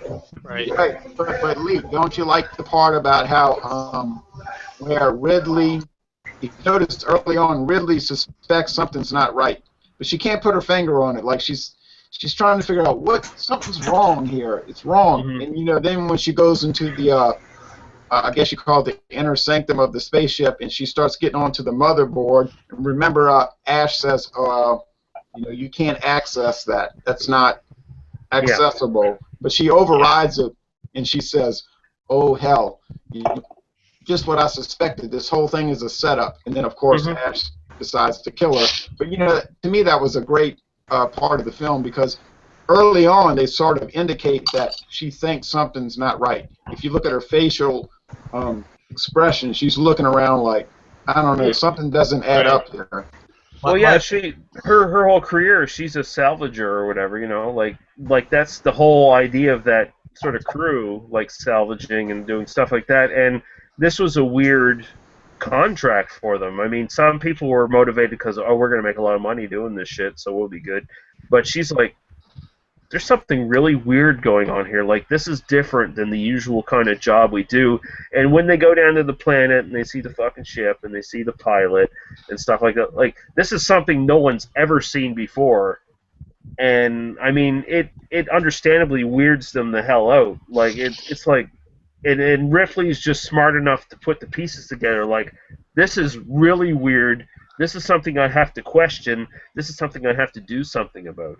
Right, and then contra-wise, you've got Ash, who's every statement he makes is so pat. You know, it's like, oh, don't worry about it. It'll be all right. We'll figure it out. And then she's thinking to herself, you know, like, how come every statement you make is like some sort of corporate response to some situation at hand? You know what I mean? It's like there's parallels there, you know. And by his pat answers, it like gives it away that something's not right. And to me, that movie has a lot of parallels to 2001, which is the same theme that the whole mission is a lie. Yeah, that's exactly the same thing. The whole mission's a lie, and the illogical implications of the mission to actually make the computer insane and kills people. Like, it's right. So I mean, you know, malfunction. Right. I'm sorry to bring that up, but you were the only people I knew who could grasp the minutia of the thematics on the films. I was gonna say though, I thought Dave Thomas's performance as the alien, and Rick Moranis playing Ridley in a female role, that was really, really good. I'll just say this: I'm reading the Prometheus sequel, and they're talking about how they're going to bring more horror-like genre, like the original. Prometheus was garbage. Promiscuous? When they said Prometheus, Ridley Scott, and then I was thinking of Alien. I'm like, okay, and then I realized that it was less like a Alien movie and more like a prequel. So hopefully the sequel will be more maybe Alien towards or whatever. So. I'll just say this: anyone, before you watch Prometheus, or if you've even watched it, just read just read H.P. Lovecraft's At the Mountains of Madness. Read the novella. It's a short book. It's not too long. It will only take you a couple days at the most. Then watch Prometheus and just despair about how much of a ripoff that movie is and how inferior it is. I just wanted to throw that in the mix. That's all. Yeah, and it's terrible. What he's talking about is terrible. I don't watch these movies anymore. They're so depressingly bad. I don't even want to bring up Manhunter from 1986 because that's a whole nother problem, and how you can't. Anyway, all right. Well, thank you for the input, Lee. You know what my favorite part of the first movie was seeing a young Sigourney Weaver in her underwear. Oh yeah. Well, that was always a plus. Yes. Always when people. Yeah, if you want to say young, she was. That's about when you're like, Sigourney Weaver. Damn, girl. She was about 35 years old. That was another whole aspect of the movie. It was like the first Alien movie where all the actors were close to middle age. But anyway. And she looked good working girl as well. Yeah. My Yeah, problem with the first. she would have been 30 at that age, at that time. 30. Okay. See, the thing with the first Alien, and Wasn't 20. I'm saying this as like a huge fan of the first movie, but I never found it to be very scary, which is why it never really worked for me as a horror movie because. Very what?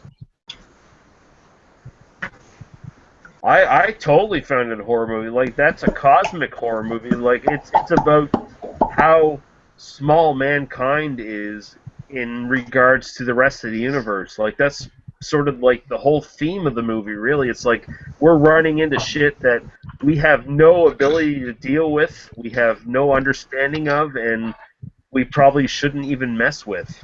Like, he's right. Lee's right. That's one of the best science fiction movies ever made. I mean, you could spend hours talking about that film.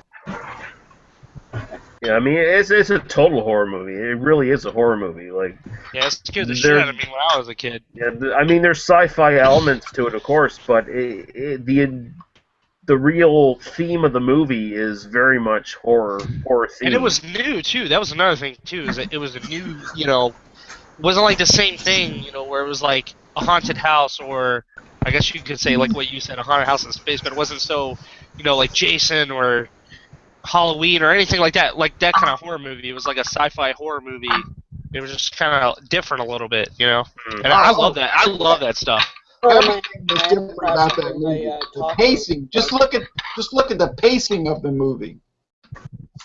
Anyway, what I was just saying though is that to me, I can't put myself in the situation that I'm ever going to be on a spaceship with a creature chasing me. Like, look at the original Halloween. That movie was just random people that some psychotic guy went after. Right. You didn't even know. A zombie coming after you, like Jason? No, like look at the first Halloween. It was just a regular guy coming after them. I know in the sequel they try to play it and make it stupid. But the horror of Alien is not about the creature attacking people. The horror of Alien is about humanity running into the unknown that they cannot deal with.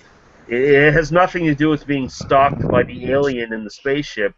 It has to do with people running into stuff that they cannot explain, they cannot deal with, that they cannot handle, and the aftermath of the fact that they can really handle it. Right, and at the same time, they have an underlying suspicion that something is a fix. Well, no, I get it. It's kind of like Jay was saying. It kind of is a lot like 2001: Space Odyssey. But I'm just saying, for me personally, it doesn't work as a horror movie. No, that's perfectly valid. I mean, if it doesn't work for you as a horror movie, that's perfectly valid. Like, I love the movie, I love it, but just as the horror, like, I found the second one worked better as an action movie than the first one worked as a horror movie for me personally. Oh yeah, well the first one is not an action movie. The second one is a straight up action movie. Yeah. Like no question. My lord, I appreciate that you are the not only king of beer tube, but king of horror tube. Can we just get this back to beer? I'm sorry, this is driving me bananas, guys. Well, okay, I agree. I'm going to take off here for a second and take the dog out, so I'll be back. You're helping me out with this little interlude because it was bothering me for about 3 years. It's fine to have a 5-minute discussion, but we've been talking about it for an hour now, so. Well, it was a short. But if anybody sees a cut of what I was talking about, if you could give me some feedback, I'd be very curious to see what you thought about it. Thank you. And I'll check on down to New Orleans. All right, back to beer. Sorry. Goodbye there, Jay. Are there any comments there, Lee? Oh, Lee is gone. Lee is gone. Okay. He's got to take the dog out. He'll be back. Go and watch those cuts. He might be doing that. Oh my God! I've offended the king. I apologize to everyone. He's gonna go beat a dead hooker now. Once I heard we were talking about Alien, I knew it was getting a little carried away there. And that's fine. I liked that movie when I last saw it 20 years ago, but. Yeah, I'm just nerding out right now, nerd raging. If you guys want to talk about Mary Poppins, that's on my TV as we speak, literally. I've never seen that movie actually, so I would love to hear. Well, there's another movie. There's a couple other movies you get to see her tits in. So. Who? Julie Andrews? Yeah, whatever her name is. I know she's shown her tits in a few other movies. That can ruin your childhood. Rick Moranis? Or make it better. All right, so I got an article here. If you guys would like to hear it. 1 second. We were on that for a little while. I gotta try and find some comments and get to those. Oh, okay. All right. And then we'll go right to we'll go right to your articles after we get these comments done. Just because, we are an interactive show. We do want to talk to the people. Yeah, I just don't know which ones are the newer ones here. Talk to the people. Yeah, everybody but Ray on your parade we can talk to. I don't think he's here tonight. Good. Okay, give me 1 second, guys. I don't have them. I have to find where the old ones are, too. Unlike Lee left on us. We apologize. The King of Beer Tube is our comment. There's actually, there was a... it said there was a question from Winter is Coming. Question for American panel members. What typical craft beer 6-packs and 24s go for in your home state? I don't know if you guys asked that question yet. No, we haven't. The last one we read was from Whiskey Pete. Okay. Okay, well, I have two different sets of comments coming to me. Remember, the ones from YouTube and the ones from Google+. I have two different email spools. I'll say Michigan for 6-packs. I mean, it all depends. Can you start throwing in like limiteds or not limiteds, but something that's a little like Hop Slam, for example, or any of the Founders sort of seasonals. Yeah. And it's $72 for a 2-4, which I think is reasonable for some stuff. I mean, I think like everything else is pretty on par with like Ohio. I'd say Michigan is. Yeah, they're I just remember that I didn't buy it, but I know that Stone's Variety Pack, their 12-pack was $20. So whether or not that was because it was a variety pack for that price, but I know that Stone's was $20 for a case or for a 12-pack case. For for a 24 When I used bottle. to go to New York, it would range from like $8.99 to $12.99 for a 6-pack. So Yeah, you're looking at like 30-ish for a 2-4. Yeah. I would second that. This one is from Nathan Briggs, and this can be for the U.S. guys too because they can get this. His was, what is your favorite Unibrew brew? I'm a big fan of La Fin du Monde myself. La Fin du Monde, Trois Pistoles, and 17 probably. Good choices. Good choices. I was gonna say Unibrew's La Fin du Monde, and then their what is it? Liquor Lager. Yeah, that's another one. Actually, no, Moosehead. I think Moosehead is pretty good for what you get. It's not from Unibrew. No, well, did he say Unibrew or did he say Canadian? Yeah. No, Unibrew. Oh, I'm sorry. Okay, then it's La Fin du Monde. Definitely 17 for Unibrew. Either Terrible or like Don de Dieu or something for the. I've never had a fresher Don de Dieu. The only ones I've ever had have been at least 2 years old. Oh.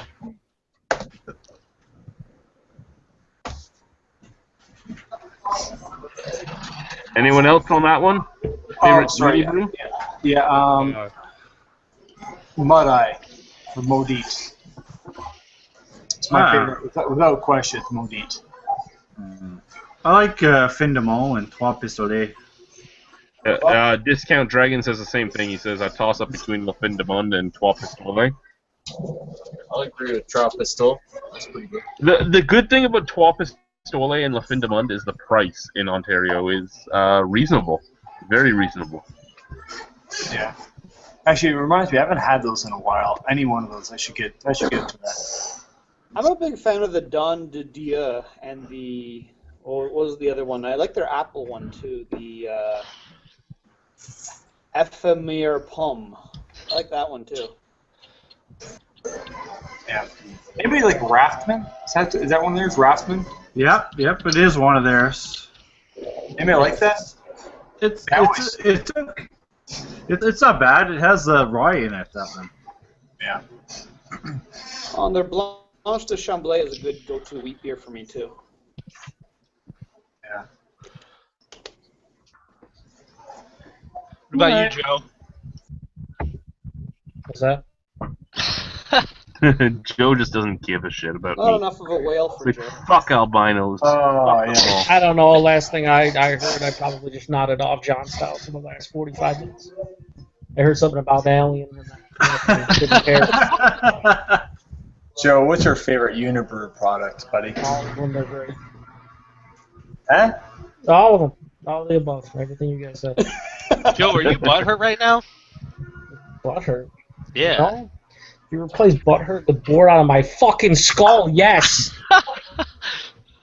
No, La Fin du Monde probably. No one likes a loose butthole, Joe. You'd be surprised. Joe, son, I am disappointed. Hmm? You have ample opportunity to do what you do best, and you sit there like a lump. Come on, bro. I heard a question about American panel members answering about the typical craft beer packs. Why did you... what's a Well, I just wondering why you 6 responded. pack and 2-4s. When did you I become said American? you weren't here, so I said when I was in New York, I usually remember them being around $8 Well, I think, yeah, for a 6-pack. he mentioned like Hop Slam, and I think the key word he missed there was typical. He's not talking about fucking beers that cost $20. I didn't say Hop Slam. No, I said E. I said E said it. And he's talking about like Founders 4-packs of Imperial Stout. He's talking about cases of it. It's not a 6-pack. We're talking on the case, and the last time I bought a case of any beer, it was Hop Slam, and it was Founders Imperial, and I paid $72. But those aren't typical. So I don't know. They're seasonal, fucker. They're seasonal. Those are on the high end. Those are on the high end. This is turning into a rant. No, I think what Chad said was right. Typically mid-30s, low to mid-30s for something typical. Like if you're going to pick up a 6-pack of a pale ale from like fucking Trogs or something. I Yeah, think on you're the looking lower end, mid-30s. I think Yingling was like 24 or 25 for a case, too. So Yeah, I mean, it all depends. Typically, you can't just roll into places and buy cases of Hop Slam either anymore. Not anymore. or if you do, let me know where. I will say the best thing the Beavertown Black Betty has going for it is it's 7.9% alcohol, but it doesn't taste much different than the 4.9% alcohol cruiser from Amsterdam.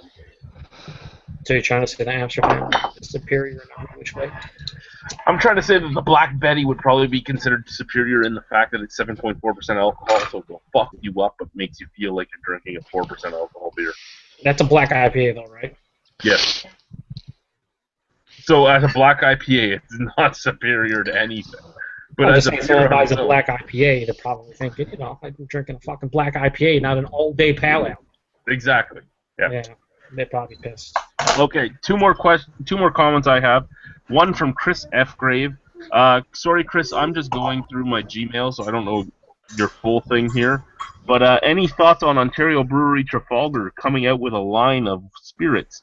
10 new spirits at once, all in the same ABV: a whiskey, a gin, a vodka, a rum.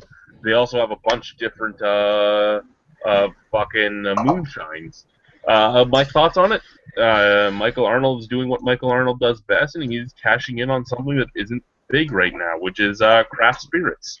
Craft spirits are big in the sense that people will pay the money for it, but they're not big in the sense that there's not many choices. So he knows he has something going. I don't know how he's making a rye, though, because he's only had a distilling license for about 6 months, so he doesn't have the age to be legally a rye. I thought there is probably going to be terrible like everything else he makes. I've heard that the moonshine is actually pretty good. Hold on, no. There's a difference between Canadian whiskey and rye. Canadian whiskey has to be a minimum of 3 years. Now, if you just call yourself a rye whiskey, there is a difference, right? So, is that how he's getting around it?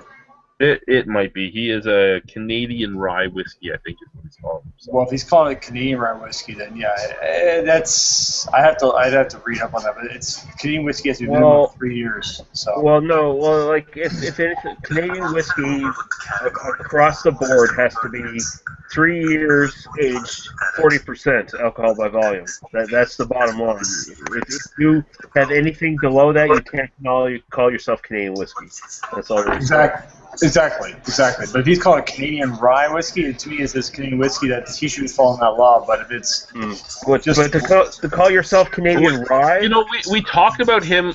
Who's moving out right now? Pretty sure it's Dale on a scale of 1 to 10. It's Dale. Dale, you're raging. What's going on? You got to stop it, dude. Okay. I was just going to say, the categorization of rye in Canada is very, very loose. There's no real law to it. Like, there's a lot of Canadian whiskeys that call themselves rye whiskeys, where they have little to no fucking rye at all in their actual grain bill. So it's different in the U.S., where to be a rye whiskey in the U.S., you have to have a certain percentage of rye in your grain bill. Well, the same goes for Canadian. We talked about his spirits a few weeks ago, and the coolest thing about it was he had that make your own whiskey at your house in a barrel type of thing, which was interesting. He actually always has been great at marketing and great at selling himself, and you can see that by the fact of how many of his horrible beers are at how many LCBOs. Is it a great thing? No. Is his product always great? No, but his mead is actually fairly good. So I have a feeling that his spirits will be at least okay. His beer, on the other hand, garbage. I've tried spirits. I did a sample at the store not that long ago. They range all the way from terrible to pretty good. It just kind of depends on because they basically have a whole thing where they're steep. It's basically just vodka steeped with different fruits and stuff. So kind of some of the taste works, some of them don't. So we get a pumpkin one, which I quite enjoyed. Spirits are a lot harder to fuck up. Devin is sorry I'm missing out, boys, but I've been tuning in since the beginning. It's been a long few days at work, and I'm prepping a giant batch of chili and garlic bread for us all tomorrow.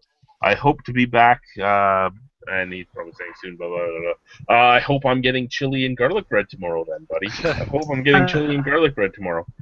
Secondly, yeah, you keep bottling those beers. That's amazing. Tell Steve I'm jealous that you have been trying out the 2015 version of Until Proven Guilty already. Yeah, that's all I have. That's all I have. Last Discount Dragon. Excuse me. This is both a movie and a beer question. Well, not really. What has been your what's your favorite beers with horror themed movies? Horror themed names. Horror themed names. That's a weird question. Favorite beers with horror themed names. Right off the top of my head. Question. Right off the top of my head. Bud Light Clamato. Budweiser. No, wait. The fucking, was it Mill Street or Compost? One of them did what? Nightmare on Mill Street. Nightmare on Mill Street. Yeah, there you go.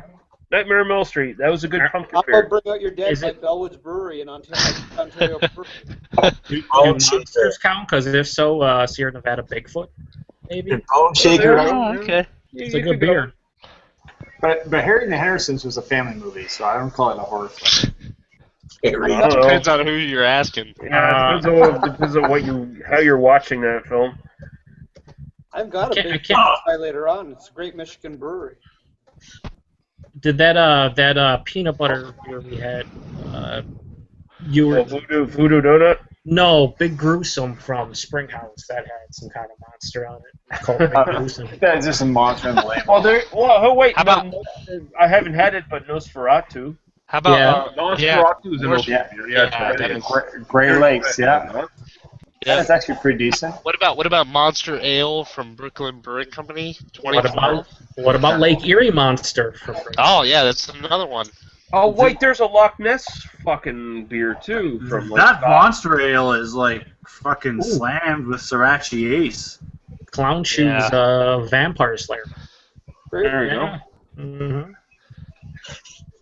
If we're going straight up movie themed, I'd probably say Nosferatu. Yeah. Because I can't think of any more. Yeah, I mean, I think you're limiting yourself if you're saying horror-themed movies, but if you're talking about just horror, monsters, things in general. What about Newcastle Werewolf? What's that like? No, don't even waste your money if you ever see it. No, I'm saying would it count, not that it's horrible. They just came out with a wee heavy Scotch Ale. Newcastle did. Will Wheaton was their spokesperson for that. Oh, Jesus. How about the... His commercials were actually really good. I actually want to try the beer. Because I hope he dies at this particular... you know what? I actually kind of like Will Wheaton. I think he's hysterical. Especially because of the fact that he has made... After his stupid movie career that only lasted like 4.5 years, he actually made a career of being himself, being his nerdy self in shows after that. He's garbage. Fuck him. If you can do parodies of like theme horror movies, how about Mill Street's Nightmare on Mill Street Pumpkin Beer? Mill Street, you know what? The best part of that video... welcome to the party, buddy. It's already been talked about. Oh, did it? Okay, I just tuned up. The best part about that beer is Paul from the Cantankerous Cook threatening to punch Joel in the head the whole time, and then Paul being at Mill Street with us, meeting Joel and going, "Can I punch you in the head on camera just for?" and it not going over well because is that the day? Is that the day you guys had Vanilla Street, or was it the Vanilla Porter? The Vanilla Porter, 10 out of 10. Not on tap, right out of the fermenter. Yeah, right out of the fermenter, 10 out of 10. 9.75 out of 10. It isn't good after it's been out of the fermenter and it's been nitrogened. But out of the fermenter, yeah, it's a 10 out of 10. I had to give it a 10 out of 10 on review because I said 10 out of 10 on video. Yeah, zombie dust. Yeah, no, anyway, yeah, it was that same day, and the best part was Paul's like, can I just, make it look like I'm punching you, and you can fake that you're getting hit. And Joel's wife was there, and Joel's wife is from Newfoundland, and she goes, "You can do that. You can pretend hit my husband, but then you're gonna die." Prepare to die. Just on topic here, PA Brunus just jumped into the fucking chat and he made How many comments does he have within? He has 1, 2, 3, 4, 5, 6. He's got 6 so far. There's a thing you could post them all in one comment, Paul. Paul, one comment you could post. Yeah, you could have put this all in one comment, Paul. By the way, he says, "What in hell's this chaos?" He says, "Evil Dead Red is the best." He has not tried My Bloody Valentine as of yet. Ooh, that's good. Let's just stay away from Bigfoot trash talking as of right of now. Yeah, he doesn't exist. Nosferatu is very good, and Monster Mash from Bowick's Brewery apparently. This is some shit fucking place in PA. And he says Evil Dead Red still wins, bitches. Still wins what? The horror movie best beer thing. Is it a good beer? I think he liked it. Apparently he's saying it's a good beer, so there you go. Ballast Point has a Sea Monster Imperial Stout too. That didn't sound like a a recommendation right there. That didn't sound like an endorsement at all. It sounded like I wish that thing would Let's die. just say this. I didn't try Sea Monster only because some dickhead decided to buy all of them when I walked in there. So... Can you stop being mean to Dave? He's not here to defend himself. Right now. The cunt. Yeah, how about Hobgoblin? Right, you guys forgot that. Hobgoblin's a pretty good beer too. Very terrible movie as well. Well, I think it's called Hobgoblin. Oh, to answer to go, I don't remember when this was said. Someone asked about Heineken, right, in NSLC, and they mentioned like $27 for a case. I'm looking at the NSLC website. It's $27.79 for a. Holy shit! 12-pack. 12-pack. Fuck that! Wow, that must have happened just recently because I don't remember being that goddamn price. Then they have 1 times 5,000 milliliters for $34.98, which I would believe are the 12 packs of like the 16 that you guys. Yeah. So that's the price. That's for the white collar workers there. There isn't a white collar workers in fucking Nova Scotia. What the fuck are you talking about? What you talking about? You fucking shut up. Motherfucker. What's this all about? Any other comments there, Lee? No. Nothing? Nothing? No. Have you gone on strike because I'm making fun of Nova Scotia? I'm not checking either for like 5 minutes. Uh-oh. Uh-oh, I pissed him off. You didn't piss me off. I'm just not checking. He's not a white-collar worker. He's mad now. Oh, yeah. I really wish I was a white-collar worker so I could sit at a desk somewhere and get incredibly fat. That'd be awesome.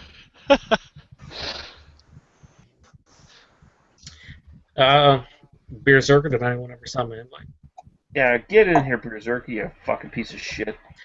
Well, Chad, if you would like to hear this... the comments. Yes, anyway, Ethan, go. What's your... All right. I have this was posted, I think, about maybe 4 or 5 hours ago. This was the beer byproduct that could help treat wet wastewater. Boulder, Colorado. City of Boulder is talks and local brewery to help solve with the wastewater problem. State and federal regulations require the treatment plant to reduce the amount of nitrogen in water it treats. To do this, the plant needed a new food source for bacteria that help clean out the nitrogen. Sigmund approached Avery Brewing Company with the idea, asking for the city leftover wheat wort. They said weak. I think that meant wheat wort, but the sugar water left over from the brewers, the sugar gave. Pretty much what they said is that the leftover wort that they used for the fermentation process, they used it as a food source for the bacteria to break down the nitrogen. That's cool. I thought that was interesting, for the fact that, it helps the environment, whatever, and then... I think it's interesting because most breweries get penalized for dumping that stuff down the drains. That's right, yeah. Well, I watched the, Fox or whatever, news show, they were talking about how they put it in holding tanks and that they couldn't figure out what to do with the nitrogen that was in the water because that's their responsibility. And then the fact that, he came up with the idea because I guess he calls it bugs, but in reality it's just bacteria. Yeah. He found out that the waste of beer, the wort or whatever, is like they love that shit. And he was pretty much just like, they passed a bill, and pretty much what they said was that Boulder, Colorado, they would save about $50,000 a year through water treatment. So I thought that was pretty cool. That's cool. That's great. Yeah. No, and again, I think that's most interesting because of that fact. Most breweries get penalized for it because most cities will say that their sewage lines get clogged up with all the yeast just and everything waste, else yeah. going. Yeah, that's cool. That's cool. I remember when I was interviewing Tim Herzog from Flying Monkeys, he was talking about that, how he got penalized by the amount of his yeast and everything else that made it out of the brewery into the sewage lines. Well, I have something that is like kind of the same thing, but just on the opposite side. They were talking about, in the state of Oregon, they were talking about transforming sewage into beer, which is kind of, a little... that's a bit of a stretch, I think. Yeah, it says that it was very brief. What was weird was when I looked up the article, it was blacklisted. So everything that was written in the article, except for where the picture was written out. So, but it just said something where, Forest Grove wastewater treatment plant in Oregon is made up of a series of buildings they pipe pretty much, and then they were pretty much saying that they would filter out all the beer to get clean water. I think that's kind of a stretch for... unless they decide to contract brew for facts or something like that. Right. Yeah. It's like Abita. It's like when Abita says on their cast, that label sucks. That label sucks, Chad. What That's if the they... new label. That sucks. It doesn't have Stalin on it anymore. That sucks. No, this is so they could sell it at the LCBO. You can't have Stalin on your label in the LCBO? No, it's under $10 for a 4-pack at the LCBO, which is amazing. That's a great price and all, but that label and the compromise sucks because, shit, Stalin, so offensive. Stalin, the guy's been dead for 50 fucking years. So fucking offensive. What a bunch of Sorry, bullshit. I wasn't trying to take away from you, Ethan. I was just showing. Oh yeah, you're fine. It was just it was a very brief article for that one. That was cool, Ethan. Thanks. Yeah. I got a couple more, but I'll save those for later. No, throw in another one. Throw them in. It's not like we have. I got. Let me see here. There's a bill. It says, I forget what state it is, but let me see. I don't have it written here. It's just pretty much the title of the article was "Bill Allows Beer Tasting for 18-year-old Students of College." I can't even pronounce this. Murfreesboro, 18-year-old will be able to taste beer without swallowing it in a college beer manufacturing class if a bill sponsored by Senator Bill Kentron becomes law. He says that you cannot consume it. Kentraw said, "You are not allowed to swallow." So okay, so it has a beer manufacturing class, much like the Niagara College Brewery, right? But because you guys get out of school earlier and everything else, the kid's 18. He has to be able to taste to do the course. Okay, yeah, I understand that. But he's gonna swallow some, guys. He's gonna swallow some. Yeah, oh my God! Think of the children. What happens to the guy? What happens to the first guy who swallows some beer? As he goes to jail all of a sudden? You're in prison for 20 years, motherfucker. Yeah. Yeah, that's just. It's just another example of really retarded, stupid-sounding laws from the USA. Like, although say it's kind of encouraging baby steps.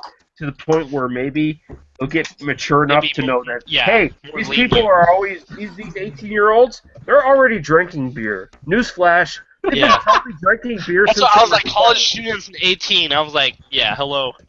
Yeah, they've been having sex. They've been having anal sex and drinking beer. Anal sex? But, I was going to say the rest of it is just students taking course would have to sign a form ensuring that they understand the the qualifications and everything, and Let me see. It also says that the beer had to remain in control of an authorized instructor for qualified academic institution. So who has to be at least 21 years of age here in the United States. So. Yeah, but by age 16, these people were butt fucking people in beds and just taking shit on their parents' beds, and I mean, you know, these people are doing all kinds of deviant, insane shit, and these kids have seen nothing new coming from this. Or the other thing they could do is, not do the tasting segments until the second year of courses. Yeah. Do all the history and the hands-on the first year. Right. And I'm not saying because that's the way it should be, but if you're so worried about them swallowing the beer, this is the way things have to go. Maybe that should happen, or maybe the whole state should think about reforming their 21-year age. At 18, I always find it funny that at 18 I can vote. At 18 I can be charged for murder and held as an adult. At 18 I can be charged for anything and held as an adult. At 18 there's all these different things, but I can't drink. At 18 you can go to another country and murder people for your country. You can't drink beer. That's what I used to say when I was 18. Now that I'm, past 21, I really don't give a shit. But I'm long past 21. I'm long past 19. Past 21. I find it hysterical that we make this 18-year-old age the arbitrary number, but then we say, but drinking, no, you got to wait a few more years or one more year or anything like that. You're an adult. You're an adult. You can make all adult decisions, but you can't decide to drink yet. But the government doesn't think you're mature enough to drink. Yeah, but you're mature enough to vote. Right. If I'm to vote for your leader. To the Middle East and blow some Afghani's head off, I should be able to drink a beer afterwards. I mean, I'm sorry, but I mean, I'm going to need a beer. I'm going to need a beer after I murder 4 or 5 Afghanis in a day. Like I'm probably going to need something to sort of cut the tension, maybe. Probably not the beer that's available over there. I mean, masturbation probably isn't going to cut it. Like. I also have another article here. This might be old, maybe to you guys, but there's a self-serve beer wine on tap in Michigan going on. Like I said, this might be old news to some people, but a lot of things I thought were interesting about the article, which was they were talking about over-serving or alcoholism or how teenagers were abusive. But one of the guidelines that they had in their article was the fact that you have a waitress for one. So there's 2 different kind of things going on. It's either a beer that's on the wall, which they call the wall of beer, which you could walk up and serve yourself out of the tap of any beer you wanted that they had there. And then they also had waitresses that would bring you, I guess, some kind of tap system or whatever purchasing system to where you could actually pour your own beer at your designated location, such as your table. So, and the one thing that I didn't understand is that they would talk about the underage consumption of beer. First off, I know for a fact that a lot of places that I go to, especially in Akron, Ohio, they do mark your hand for X's. Usually that's a common thing for underage drinkers, and I know a lot of people can wipe that off, to get beer and everything, but I just thought that it was kind of idiotic for them to say, okay, well, this supports alcoholism, when in fact, if your waitress comes up to you and says that you have to buy a certain amount of ounces, which I think is 96 ounces of beer or wine or whatever, they have a certain guideline of how much alcohol they give you per whatever. So I think it was kind of stupid for them to say that it would support alcoholism when in reality it's, if the waitress sees that you're fucking wasted off your ass, she's not going to give you another 96 ounces or whatever of alcohol. Well, I mean, look at Ontario. Ontario has the whole nanny state, the AGCO following you, the smart serve system and all that, and you go into a strip joint, say.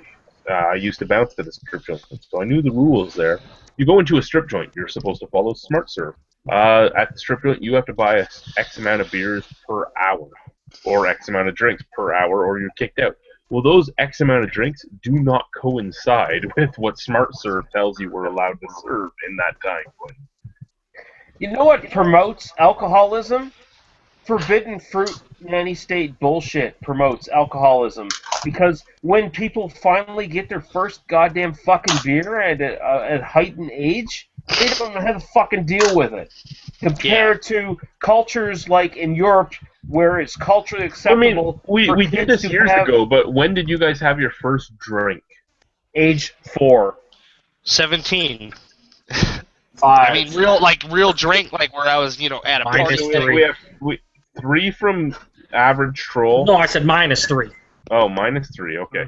So 5 from Big E, 4 from the King of Beer Tube, 17 from. Are you saying full serving or like sip? There's a difference.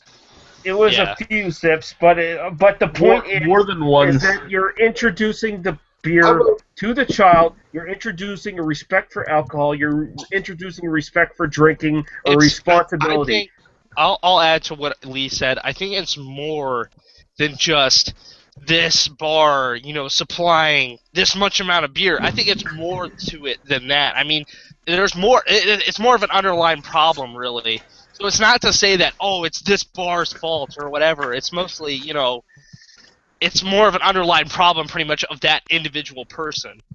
I mean, you look at France. Is every kid in France a fucking alcoholic? Are they? Because apparently everybody who does beer reviews is an alcoholic, so I'll just say that. Yeah, because I mean, kids in France, they're introduced to wine. When was your first? How old were you when you had your first drink? My first drink, like as in sip. Remember, more than one sip. Say 2 or 3. 18. 18. Okay. Beer Zerker. I got drunk in grade 4. Okay. Are you proud of that, Beer Zerker?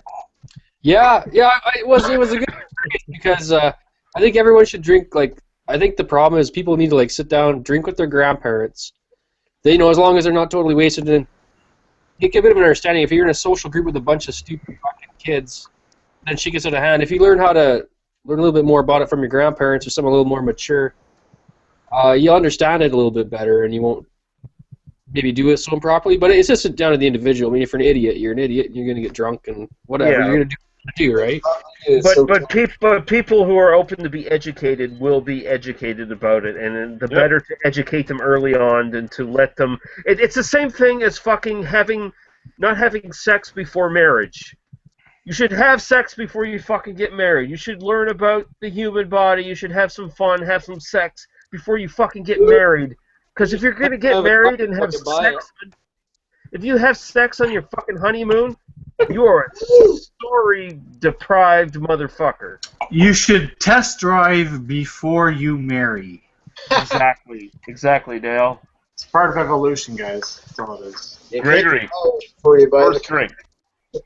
I have no idea. I mean, I grew up in a household where it was always acceptable, to have a glass of wine with dinner or something. So, I mean, it must have been probably when I was 8, 9, 10, in that range. I'm sure I've had some of my dad's beer. I'm sure I had some of my mom's wine at some point. So something like that.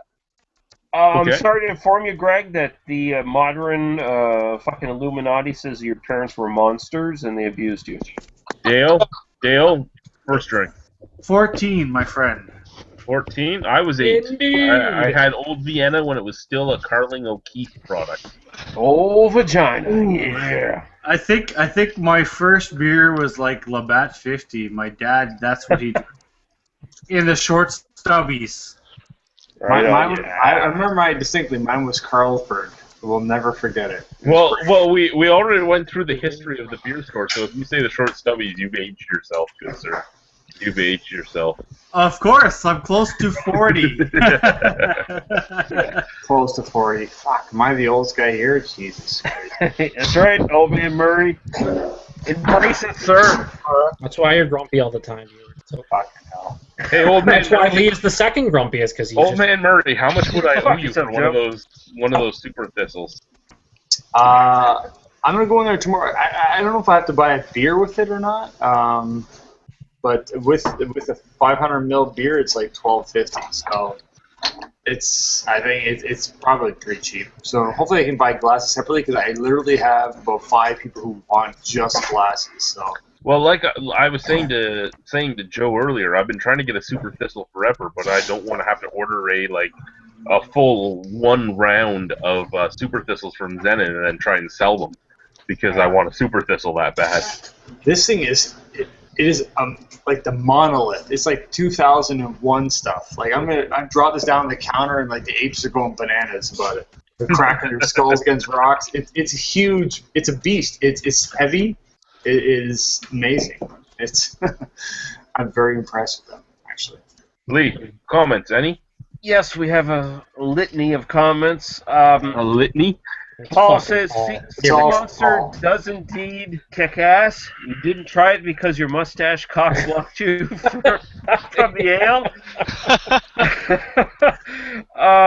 Nathan Briggs says, welcome to the Maritimes, Lee. You know to said here like I do. Indeed, sir, I share your pain.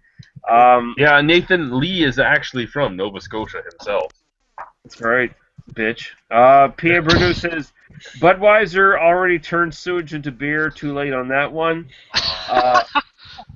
Winter is Coming says he loves Bolshevik Bastard. It's his go-to Imperial Stout. And it's such a good price, too. I mean, under $10 for a 4-pack, you're paying $2.50 a bottle.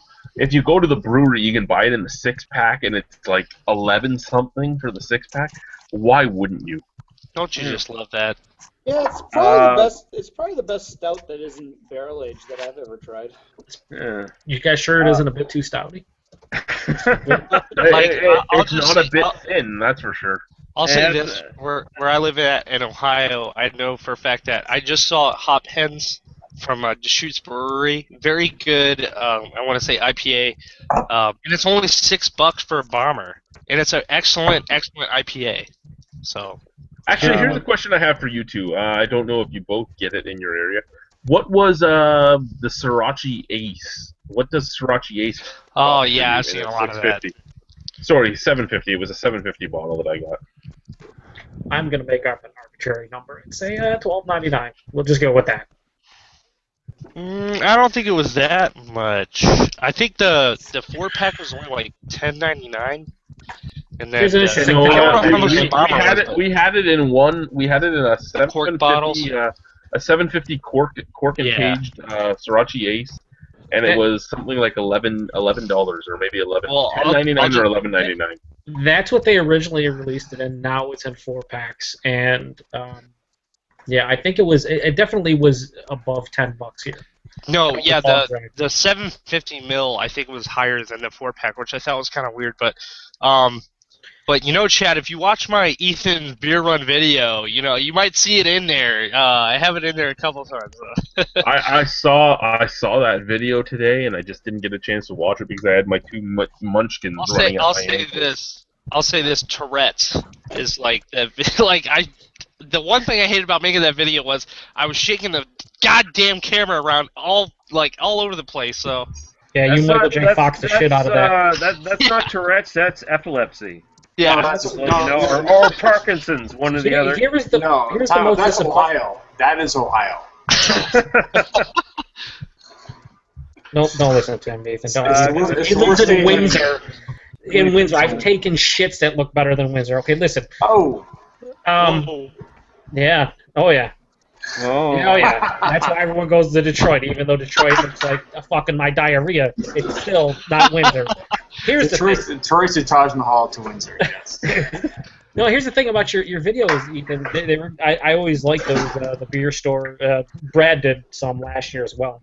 You know, cool to see what everyone has available. What I found funny is I think you shouted out Chad once in that video, like you were. Yeah, I did. The Flying Monkey Smash Bomb. Yeah. Yeah. Well, here's the thing. His favorite brewery, 10 out of 10s, knows the owner. Pretty sure gives hand jobs on the side. Cameron's, the Obsidian Stout, was hanging out on the shelf, just sitting there, and you were oblivious to its existence. You should go and pick that up. There's a lot of stuff that. Cameron's Obsidian was there? Yeah, and if it's this year's Obsidian, which is probably what it is, if it's this year's Obsidian, It's well, 2014, not 2013 is what I mean. If it was 2014's Obsidian, not as good as 2013, but still a very well-made beer. And Okay, it's I'll probably like just say this. $2.99 a bomber. It's fucking Cameron. How much? Look, No, I don't know. I'm making up numbers. I'll apologize. Shit, so.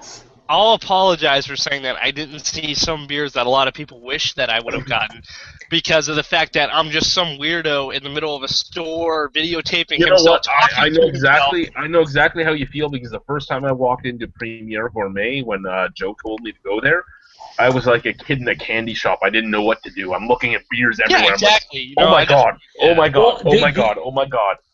The only reason I pointed out is because there are a handful of Canadian craft beers available. I'll have to in your watch the area. video. I did see the video. I did tag it to watch it later, and I just haven't gotten around to it yet. I think I you're have part close 3 to coming correct. out here.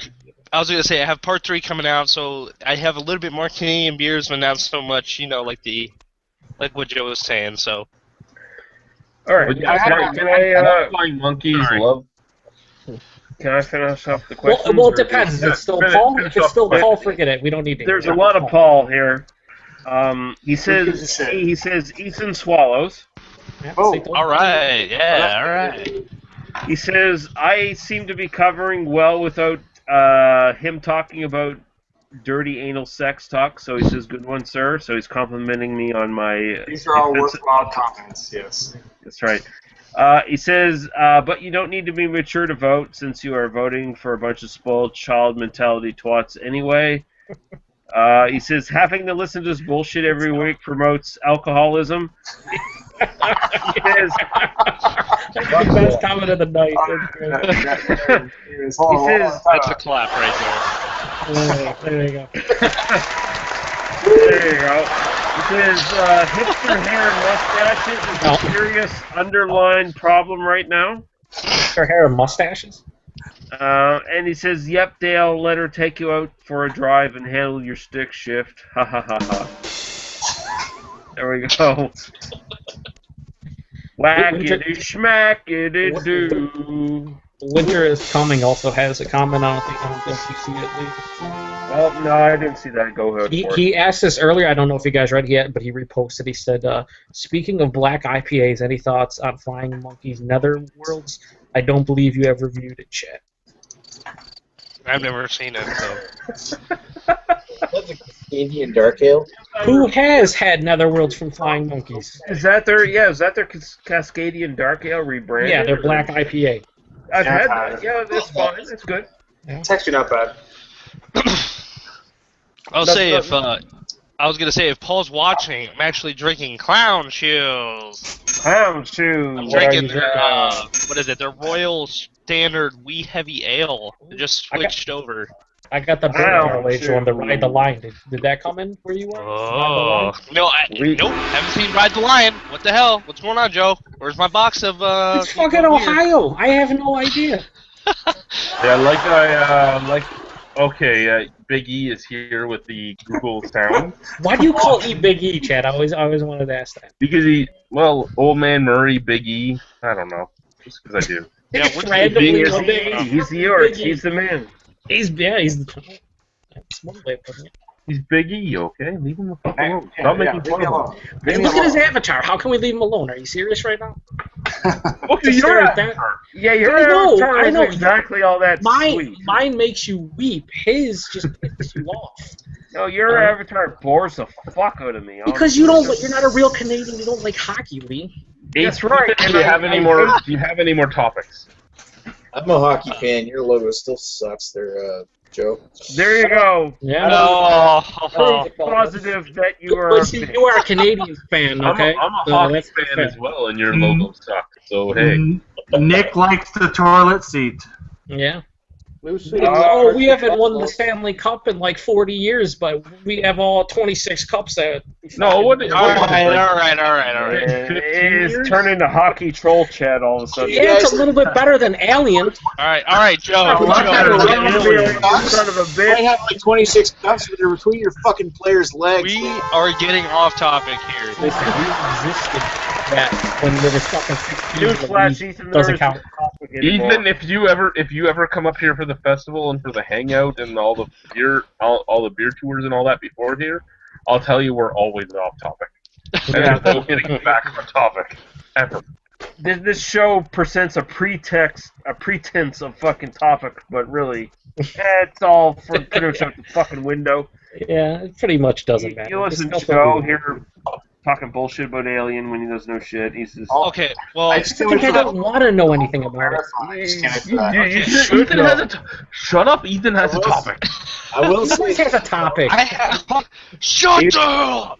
His mustache has a topic. Leave him alone. Okay, I will say I have this an article here that's about Three Floyds Brewery in Indiana. Thank you, Ewert, for that. It's called Ewert. I like that. Ewert. Yeah, well, it says it right on his emoticon. Anyway,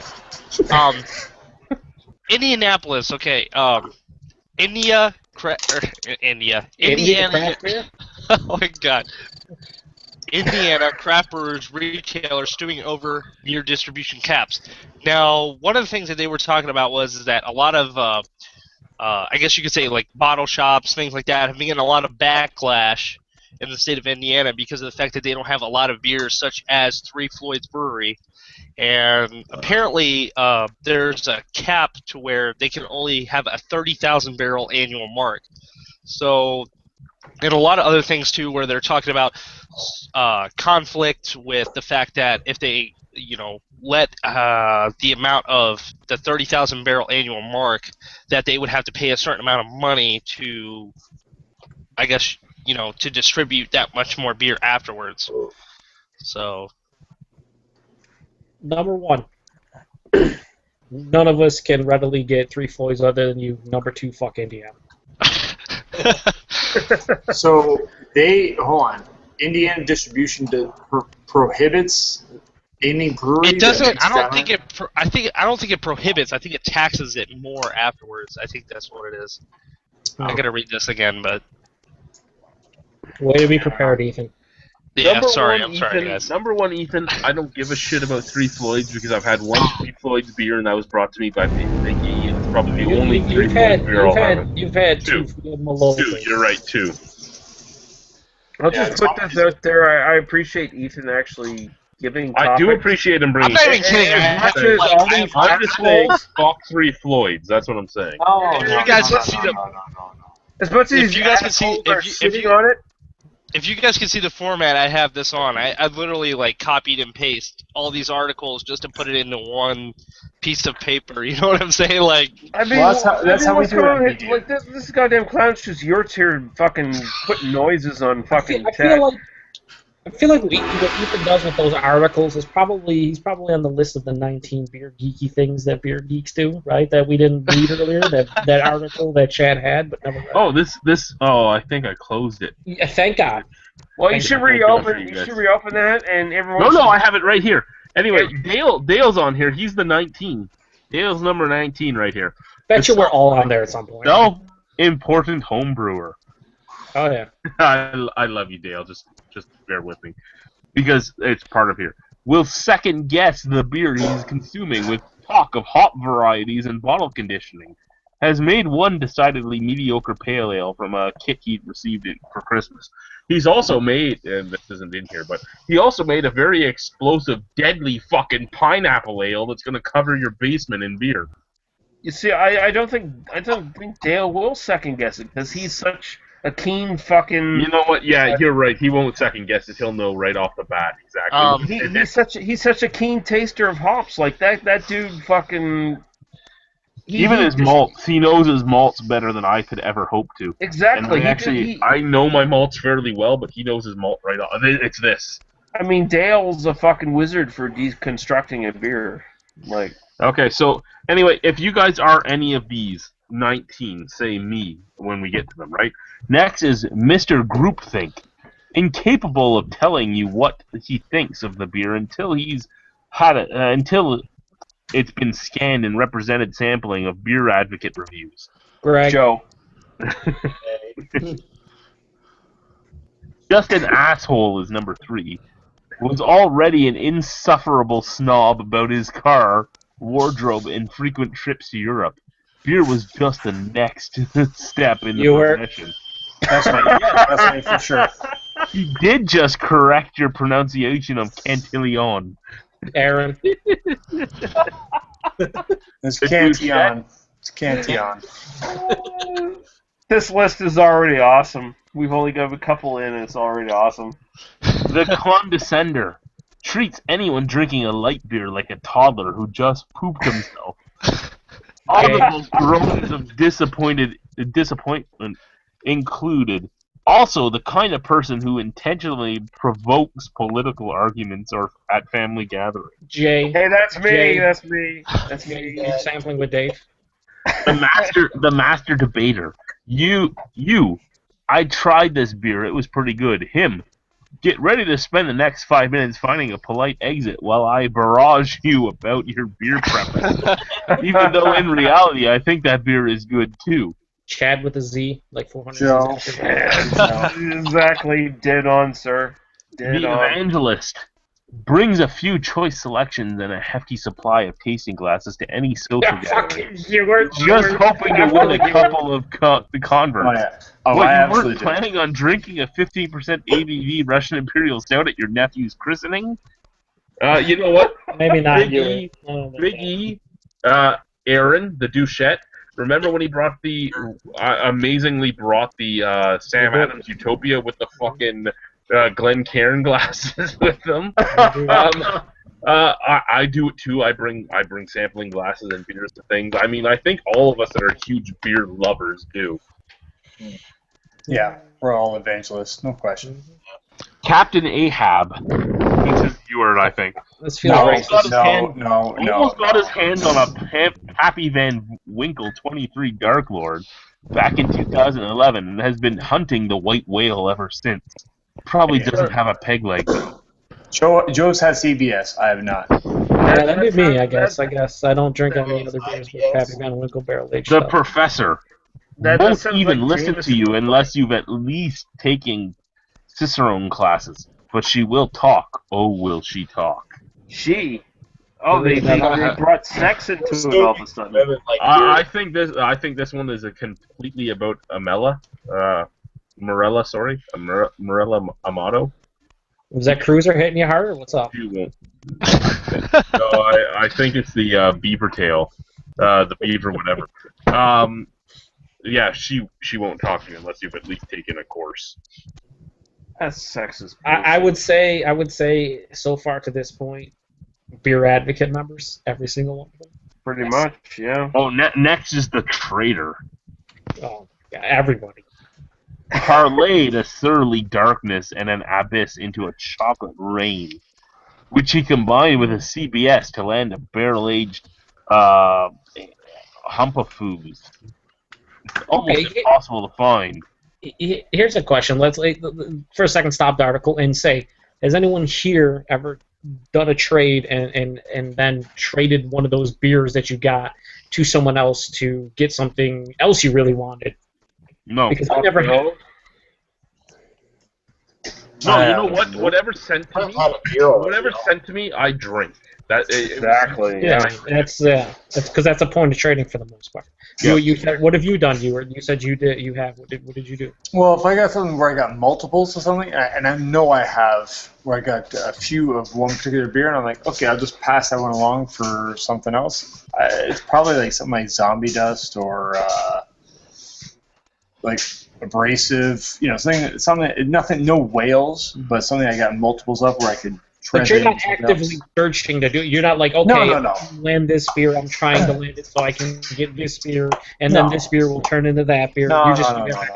Yeah, just one move. I think this one here is Joe, the sampler. Always ask for a sample at the bar. Oh, fucking right.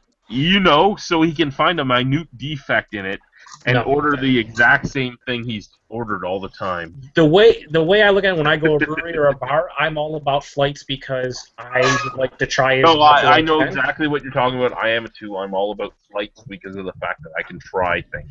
Yes, I hate taking home a growler I hate, that sort of thing. I'd rather try everything and then pick what I want to bring home if I'm going to bring anything home. I went to the Hamburg Brewing Company this last Friday, and I got 2 flights and hadn't tried everything because the other 2 beers they had already had. So now next time I go there, they're not going to have another fucking 8 different beers, but I will get a pint of whatever I like. Oh, here's a good one too, the Fresh Head. Did you just drink that IPA? It's 9 days old and was shipped across 7 states. Have some respect for yourself. The funny thing about that is how ridiculous that sounds. There are people that are like, if it's over 2 weeks old, it's fucking a drink. That's serious. Yeah. It's unbelievable. Like, they will be like, I can tell the difference between So far, Evangelist is the one that has been the most successful for us all, right? Yeah.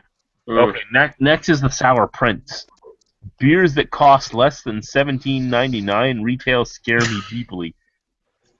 Sour Prince, he might have graduated to fucking King He of the once Forest. put 35 warheads in his mouth at once and finished them all without so much as a sip of water. People unfamiliar with the yeast strains universally assume his best friend is named Brett. You know what? Other than the price tag thing, yeah, I could be a Sour Prince. I love sour beers, but I don't love the price on them. Yeah, the old Prince went to a coronation and got king, and he got King of the Forest, and he's tastes like shit. The one after this one is Ewart to a T. What? Anyway, the next one is the IBU Freak. Remember, the one after this is Ewart. The IBU Freak. He once drank an entire bottle of bitters, thinking it was a small flavored soda because he had his glasses off, and didn't notice. Tim Allen is not so secretly his favorite television personality. See, I thought it was going to be something better, like the people who always talk about IBU and it's going to be super bitter. The correlation between that and bitterness, which is completely wrong, but people still run with it. Actually, here comes the one that I think I'm making fun of as Ewart because it's just the title of it. The Release Party Guy. He's got a sleeping bag, and he's got the respect of 3 people, who are the 3 people directly behind him in line. Couldn't tell you what any of the beers he's tried in the last year taste like, because he only had one of each. Because you've got to do the rounds, man. I do one release party a year, and you bring me up into this. Come on. Well, I will tell you that. Him and I went to that Coonan release, and there were a lot. Like, what did you say? The first 5 or 6 guys in line. Yeah. You weren't like they are. They're the Coonan OGs. The Coonan OGs. They go to every release. Yeah, they're on every. They're professionals. They're hunters. They're older guys. They put a chair down, they got their camo gear, and they basically sleep in the chair. And that's what they do. They're OGs. Okay, I apologize, but when I heard Release Party Guys, the first impression I got was the guy who basically jerks everyone off in the gay porn. Was it like a bukkake fest? There's 5 left. We're going to forget the Bukkake Fest. I can neither confirm nor deny that, Lee. But the Barrel-Aged Devotee is the next one. The Barrel-Aged Devotee, in honor of the woodworking craftsmanship, she named her child Cooper, even though that's the name of the silly Manning brother nobody likes. Also, she's pretty broke. You know what? I am a barrel-aged devotee. Yeah. I do love trying barrel-aged beers. I love barrel aging, but I'm more about all the different barrel ages, not just bourbon. But that's why I'm broke, is trying the other ones. I do like barrel-aged beers. Yep. Oh, this one's Ewart as well. Glassware obsessive. Wait, did you seriously just put a Vienna-style lager? No. You know he can see you. He sits there, denies, and bangs his gong. No, hold on, listen. I don't deny the fact that I do like glassware, but I am not particular in terms of style matching. I don't care about that. I just don't like proper. It's gotta be proper. This little kitty cat talking about his glassware. I like anything with the stem. I don't care what you put in it. Fucking glassware. If you have the glass to the brewery glass that's branded to match the beer, all the better. That's all I care about. Once the Y stem comes out, that man is going to just, Z-stem. Z-stem. No, No, Y-stem. but You and your wife can drink the beer at the same time. The That's right, Y-stem. the Y-stem, yeah. I'll be looking for it. I think I'm going to design a Y-stem glass now. There you go. Hey, The complete 180. 3 months ago. Go ahead. What do I you was want? just gonna say I was gonna clarify what I said before about the Three Floyds thing in Indiana. It says that as it stands, the small breweries can produce an unlimited amount of beer for sale, but once they've exceeded 30,000 barrel annual mark, they must forfeit their popular tasting rooms, on-site restaurants, and ability to self-distribute. Those amenities are seen as critical marketing tools for small breweries competing against big national brands. Only 2 of Indiana craft brews, Three Floyds and Sun King in Indianapolis, come close to 30,000 barrel cap. So that's all I wanted to say, was clarify that. Interesting. Anyway, these are the last 3 so far. I am 2 of these 19. I am the barrel-aged devotee and the evangelist. I don't know about you guys. And apparently I'm 7 of them. Yeah, you're all of them. The complete 180. 3 months ago, she exclusively drank 16-ounce cans of domestic light beer, shotgunning 2/3 of them. Last week, she booked a 2-week trip to Vermont by herself. I think that's anyone, though, that changes from macro to craft. After you've done the change, you kind of don't go back. Was she was she gang raped by beer nerds? Like, did she go to the Great American Beer Festival and get gang raped or something? Are you a complete 180 or not? Did you change just like that once you started getting into it? Yeah, he No? did. Yeah, he did. He's got the mask on. He's like, you know, if he. I will admit, when I changed, it was a complete 180. Basically, when I went from, oh my god, this is just beer and it's just gonna get me drunk, to, oh my god, this has taste, it was like, yeah, I'm that way. No, it was a gradual progression for me. This 180 shit is bullshit, as far as I'm concerned. Well, I did 180 is a new different kind of 180 because I basically didn't drink beer at all, and then I started. And now you drink all Toronto brewery stuff, and that's it. I was drinking craft. I was drinking guys, craft beer, and wait. I was still drinking Alexander Keith. Wait. This next one is Greg, the brewery fanboy. He wears a Three Floyds hoodie when he buys his heady topper. Wears a heady topper ball cap when he drinks his Pliny, and wears a Pliny t-shirt when he goes to Dark Lord Day. He owns a matching arrogant bastard biking jersey and socks, but not a bike. Seriously, that's a shit ton of beer snobs. A shit ton of those guys exist. I will In admit this that's chat. me for sure. That's me for sure. I was just packing my suitcase and going on vacation next week, and I think of my 14 T-shirts I'm packing, 10 of them are brewery related. Can you name them? I do not own a I single could piece of name a clothing few of that them. is Yeah. brewery. You know what, Greg? I was just thinking about your Black Oak and Great Lakes and really nothing else. And Bellwoods. That's it. Bellwoods, yeah, Bellwoods. Can't forget Bellwoods. And cool. The last one of the 19 is the one upper. Oh, you've got a good beer? That's great. His is better. God, it's so much better. The nice part, though, he will refuse to drink yours because it's not good enough, and will give you half of his just to prove that he just has the best of the beer.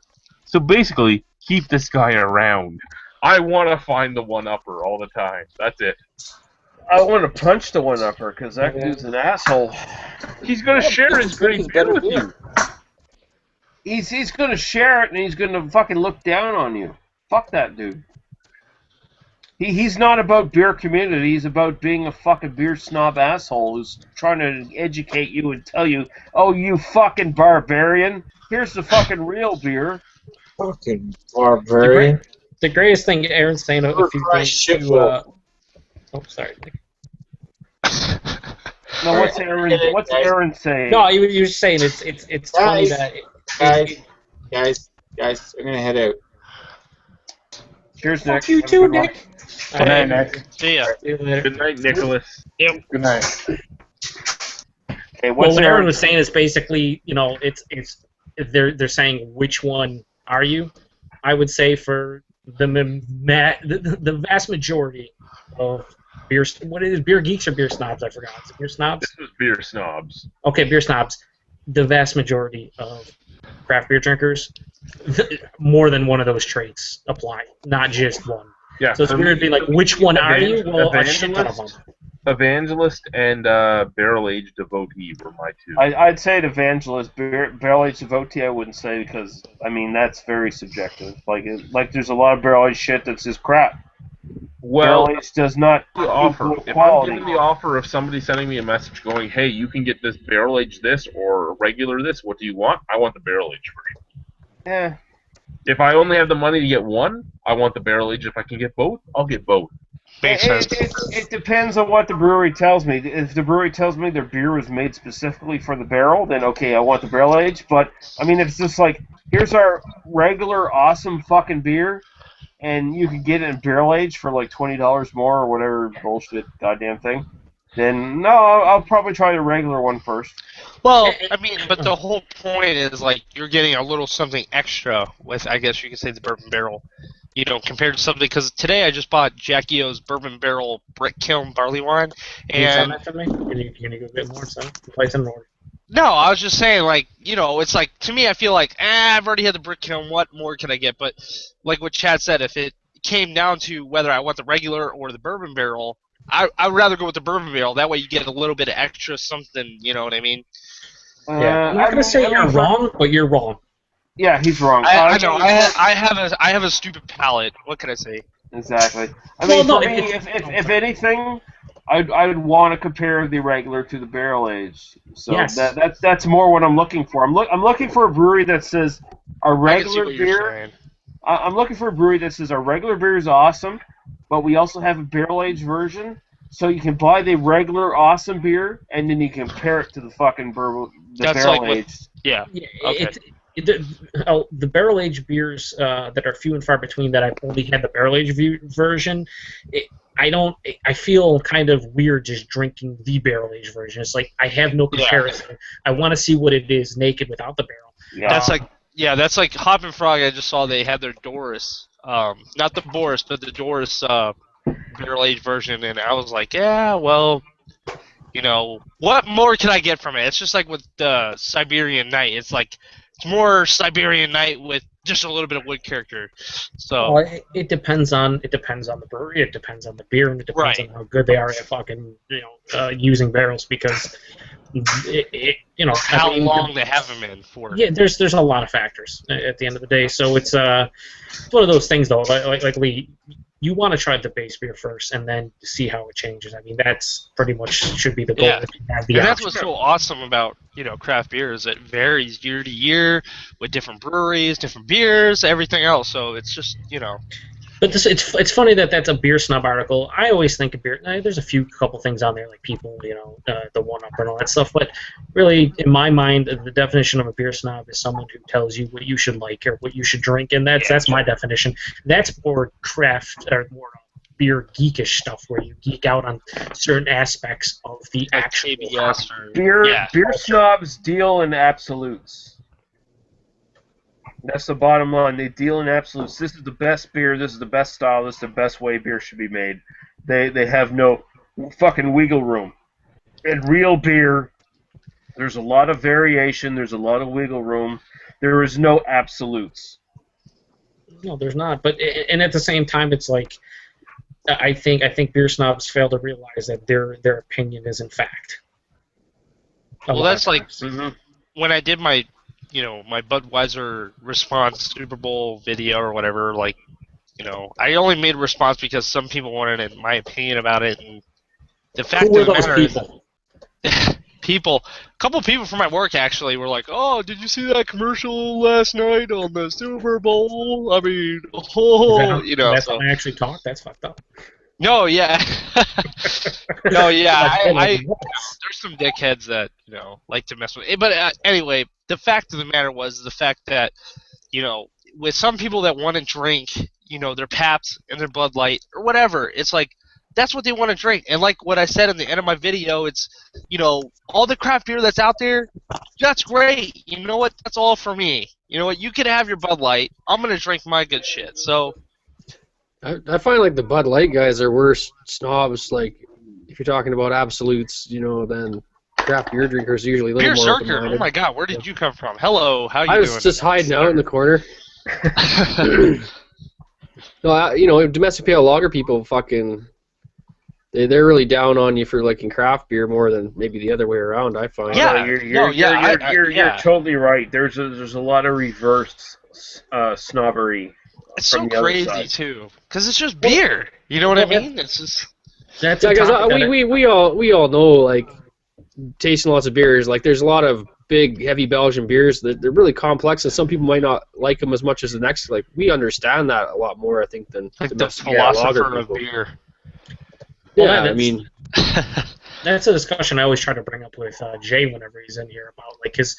I wouldn't say Jay is a macro snob, but he always tries to call out he always makes references to his comment section and about how a lot of people comment towards him about how he's stupid for drinking this and stupid for drinking that, and he's basically insinuating there is a level of snobbery there, and it's like, well, you don't get to see it, and I see it in real life, right? Not I see it in real life, whether it's through friends, through family, wherever, where it's the exact same but coming from the opposite direction, and you see that just as much as you see the fucking craft beer snobbery. So it's like that ad kind of just proved a point. It was like, well, now we're getting our market shares taken away.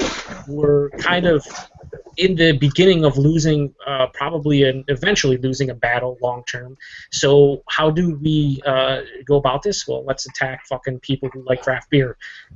It doesn't make any sense to me. Like, if anything, if you're Budweiser, you want to try to fucking hold on to everybody, but maybe try to even bring more people in. Like, that's what I would try to do. No, they fucking just insulted a shit ton of people for whatever reason, just because they're stupid, basically. It sounds like Budweiser and people like that don't actually understand their own consumer base at all. Like it sounds like but at the same time, the craft beer market doesn't seem to understand the beer market at all either. Because you know what? You want Bud and Canadian and all that to be there, because then you have somebody to fight against. Because when they finally lose their battle, it's going to be an ugly fucking war field. When the BMC guys finally lose the battle, the war field's going to be ugly. But you know what? I don't think I think what Budweiser's doing is going to be the norm, and that's what's going to happen. They're just going to continue to buy up these fucking breweries, and they're just going to under their umbrella, and in a lot of respects, not fuck with them. And they're going to have their hands on both sides of the pot, and it's just going to be, I don't know where it's going to go, but they're always going to be there in some way. Well, I actually have an article, Chad, if you want to hear it, about the Budweiser ad actually going to Congress from the United States. If you guys would like to hear that. Ethan, I'm just being honest. I don't want to hear anything you want to say. Yeah? Well, Joe, everything you say, I just kind of... I love you, Ethan, but really, I I'll say before Ethan gets into his thing, hello, Brad, and what are you drinking, sir? Yeah, Brews Under Review. What's up? And I'm drinking a coffee stout that I made. Okay, so it's not from Big Rock, so that's good. I have massive respect for you. Hey, just for Brad, Big Rock just said that their ESB is going to be year-round. Oh my. What? Here's the cool thing about Brad. He has Stone, Ewart's favorite brewery there. He has an Enjoy By fucking box back there. How about that? In Calgary, Enjoy By. Stone in Ontario now, right? That's good. Yeah, they're having release parties, I think, later this month or next month? 2 beers. Last night. Oh, last night? What are you getting in Ontario? What are the beers? They're getting an IPA. That doesn't seem great. Okay, let's go beers, but... Ethan has something else to say. Let's get on to that. Hold on. Before Ethan starts, I'm going to say adieu to everybody. Good night. Brad, good to see you, buddy. And I don't know. I'll be up in Calgary this summer, so maybe we'll chat. Right on. Sweet. He's gonna be buying up all those Cantaloons. All the Cantaloons. Yeah, let's drink a loon. All right, let's drink a loon, buddy. Hey, Alright, have a see good ya. one, Ewart. Have a good night. Good night. Good night, Ewart. See you, bud. You son of a bitch. You stupid avatar. You rotten motherfucker. You piece of shit. He could still hear you, Lee. You goddamn child raping molesting motherfucker. All right, now the seemed a little bit over the line there, King of Beer Tube. Just a little bit. Just a little too much? Okay. Just okay. a little bit. Just a little bit. All right. I'm sorry. All right. Less than 72 hours after Budweiser ad unleashed the anger of craft beer fans, Senator blah blah blah, Maryland and Maine reintroduced legislation propping up the craft beer industry with the Small Brew Act, which stands for the Small Brewer Reinvestment Expanding Workforce, pretty much saying that they, at a certain point in time when they produce a certain amount of barrels of beer, that they would eventually have to pay a little bit less money to produce that amount of beer. So, say per barrel from $7 to $3.50 for the first 60,000 barrels, they would save a small breweries an additional $2 on every barrel until they hit the magical 2 million number that the big boys and girls aren't invented to dance through. Now, the quarter of the Senate signed a bill called the Brew Act, but beer isn't sitting out. The big beer, like breweries, isn't sitting out the fight.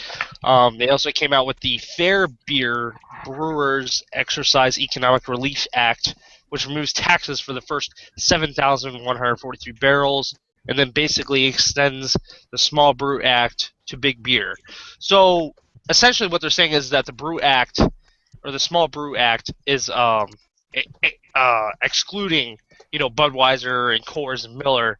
So, like the bigger guys who have a lot of money are pretty much coming in and saying like, okay, well, fuck that. We're, gonna come in with our shit, and we're gonna be saying that, we're gonna be advertising, or not advertising, but trying to change up so that way they wouldn't have to pay that much taxes.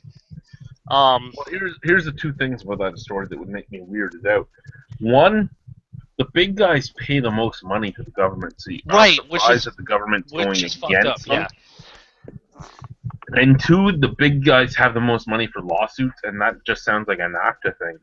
You're making it harder for me to get into the market than them. That's free trade agreement stuff right there. Right.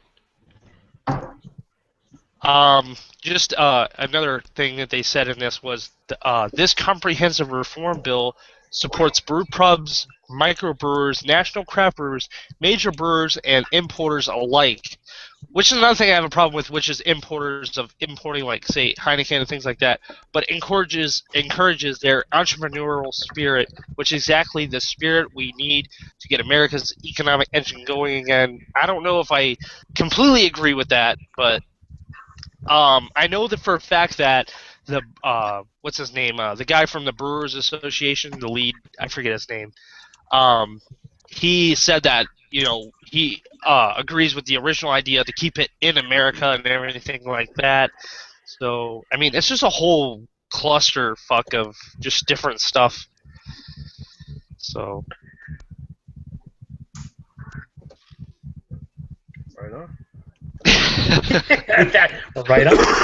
But it's really it. When I read it, I mean, I didn't think it was that big of a deal because it was Budweiser and an ad, and I'm like, okay, I've been hearing this for the past couple weeks. But then when they were talking about how Congress was getting involved with it, and how some legislation and some senators and a lot of lawmakers too as well were getting involved with the fact that to make it more of a serious like a serious object. I really thought it was interesting. Yeah. Keep bringing it, Ethan. Yeah. Ethan's getting all worked up. I'm not even being facetious. Joe might be being facetious. I'm not being facetious. Just bring. No, not in the least. Not even. Why don't we read some comments? Yeah, well, let's go to some comments. I'll just do a quick refresh here, and we'll get to the old fucking comments. I actually have a question for you guys. When was the first time you guys have realized what a growler was? or what growler, because I actually did a video recently. I haven't posted it yet, but I was talking about how, growlers, like, when was the first time I ever figured out what a growler was, for instance, and, what beers were what I was getting growler-wise. So July 23rd, 2012. I have no fucking idea. What he's basically saying, Ethan, is that's the dumbest fucking question ever. Well, I was going to say in my video a couple years ago. Okay, I'll just say that. Because I had no fucking idea what a growler was. I mean, it's just first rule. Ethan, you just came up with like a lot of great topics, and then you asked that question, and that question is bullshit. Here, I'm going to make up for that with a better topic. Who thinks, and this is courtesy of the douchette, who thinks Nick left as quick as he did because he had to shit? I do. If I had to shit, I would leave.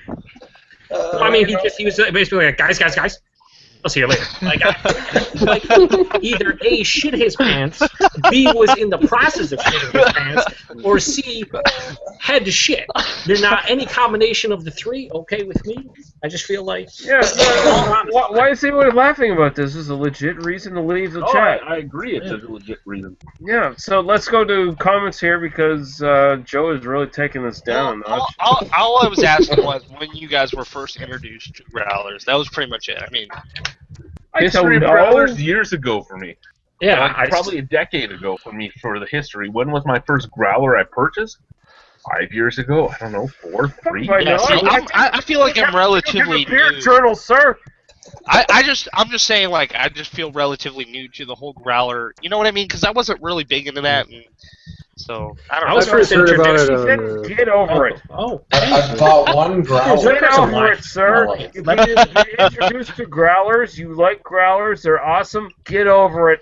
None of us remember when we first had a growler. We don't have beer journals. Whoa. Don't write it down. Speaking for everyone, I'm pretty sure Berserker was about to tell his story.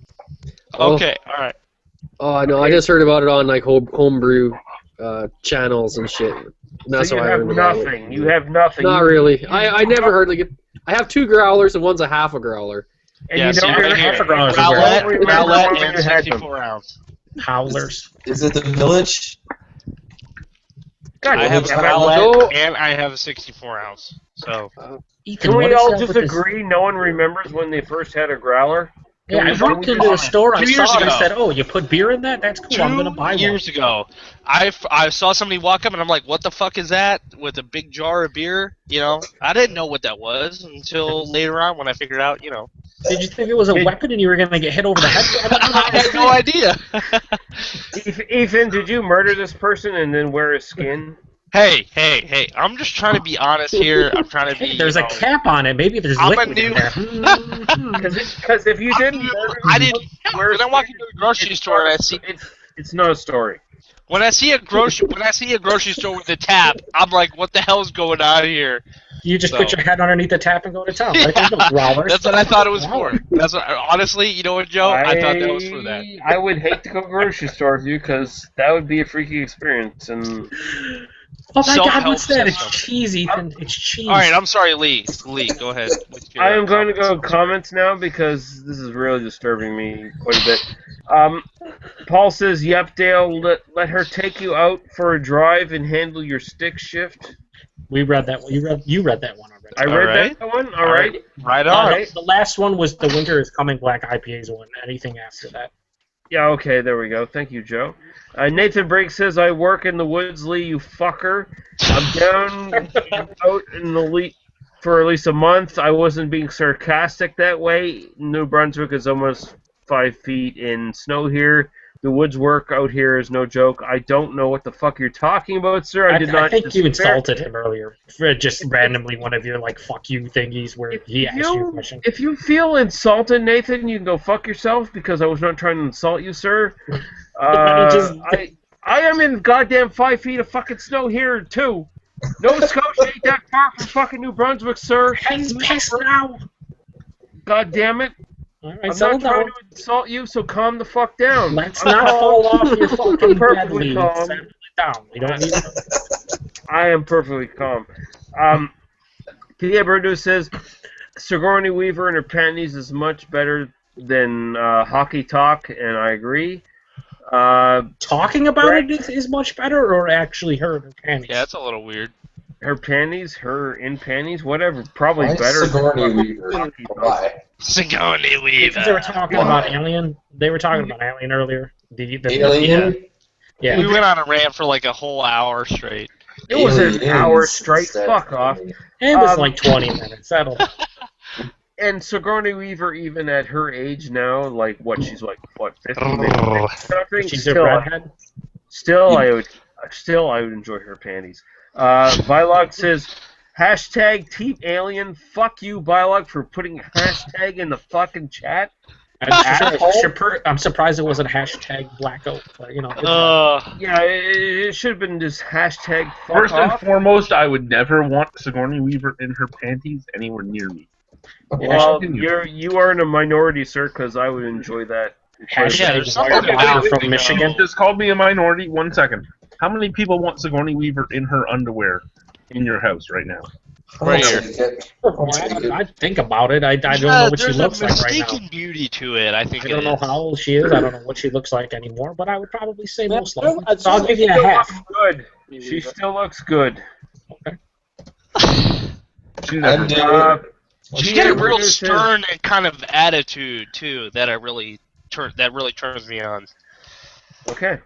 Winter is coming says, I know it's not everyone's favorite beer style. What do you think of the best cream ale for Ontario? I'm pretty sure I've only had 3. Sleeman, which doesn't count apparently, Cameron's, and Muskoka cream ale. Any of the 3 of my favorites is Muskoka's. That's his favorite one. Apparently, according to beer judges here in Ontario, Muskoka Cream Ale is the top beer of Ontario in 2014. So, if you go by that, it must be Muskoka. Far slower than Calgary. What the fuck? I think he said from Ontario, not available in Ontario, but didn't you guys end up getting like McKellar's cream ale later? I've never had McKellar's cream. I'm pretty sure she came in with the rest. Yeah, well, it's a cream ale, of course it is. No, he said from Ontario, so... Oh, okay. From Ontario, probably... and Ochantic, even though they don't make one. I'm sure it'll be in all honesty, Sleeman and Labatt make the epitome for a cream ale. As much as people don't want to admit it, they want the craft beer to be right. The Sleeman cream ale and Labatt 50 are the epitome of cream ales in Ontario. Not the worst thing. Sleeman cream ale. Okay, moving on. Suck Dale's dick a little harder, guys. Grow some mustaches if you are going to act like that. I was going to bring it up, Paul, but I'm glad you did. I heard some of the mustache banter. I just said Dale was good at picking out malts and fucking hops. I saw was the sucking Hitler his dick, dude. Get the fuck over it. God damn it.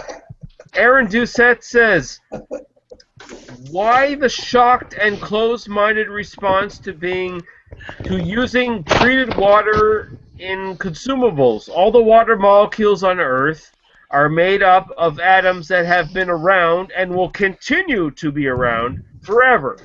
And consumable water is the universal solvent.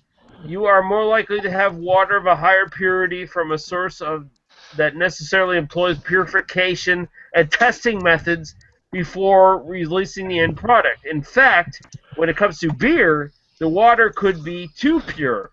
Dissolved minerals, pH, etc. are crucial to many different recipes. Which beer snob am I? He says, I'm a kind of combination of a lot of those. Surprise, surprise, one single stereotype does not fit. Yeah, I agree. The first one is the thing why there's so there are so many homebrewers that tweak the water to the point where they want to get it to however they like it. I mean, there's a lot of stuff that goes into it. I don't really care though. Yeah, that's great. That's a great comment, Aaron. But he's right on the beer snob thing. That's why I mentioned we're all multiple of those. Whatever the fucking. I think that there's a little bit of snobbery in each of us. Well, it's what you define. Shut the fuck up, Ethan. Well, you're the only one here with the fucking mustache, bro. Okay, so Sorry. Tolerated. You know, when Jay was in the chat, I thought there was too many mustaches in the group. So, like I said, I was hoping Too you guys. many. Two is too It many. was kind of a balance. You and Jay were on opposite ends. It was like kind of a sort of a metallic, magnetic balance. I felt like sort of waves coming through I the felt room. weird coming because out of my... Jay's mustache was more mightier than mine, and I felt like I would succumb to the. No! Don't downplay your mustache like that, Ethan. Come on now. No, I'm not gonna lie. Mustache talk wise, I think that my genetics are not very strong in that area. Now the Amish beard, yeah, I could grow very well. No, you don't wipe your own shit across the top. Just one day, sir, you'll have a Burt Reynolds, and that's all you have to need to. You don't have to care about nothing else. Once you get that Burt Reynolds mustache, you'll be a man. You should get some mustache wax. 10 years from now. You're gonna have to buy that mustache. Do you comb it every day? Because I definitely would comb it every day, like every single day. I comb this sucker. My girlfriend absolutely hates it though. She absolutely keep that shit tight, bro. You hates. Wait. She hates this mustache. Wait. Do you? How many rides has she been on? Girlfriend? I comb this sucker. No comment. I'm not gonna say how many rides, but does she not enjoy the mustache rides? What's going on? Did she not buy a ticket for the event, or like? No, it's just the whole intimacy thing. It just kind of bothers her, facial hair wise. But I'm not gonna go real in depth about this. This is a beer show. Did you criticize her mustache down there? You know what's funny though is that when she says that, when she sits in the same bed with me, she tells me that she's gonna shave my beard off, or my mustache off. So I told her that I would slit her throat from ear to ear if she ever did that. So. Whoa!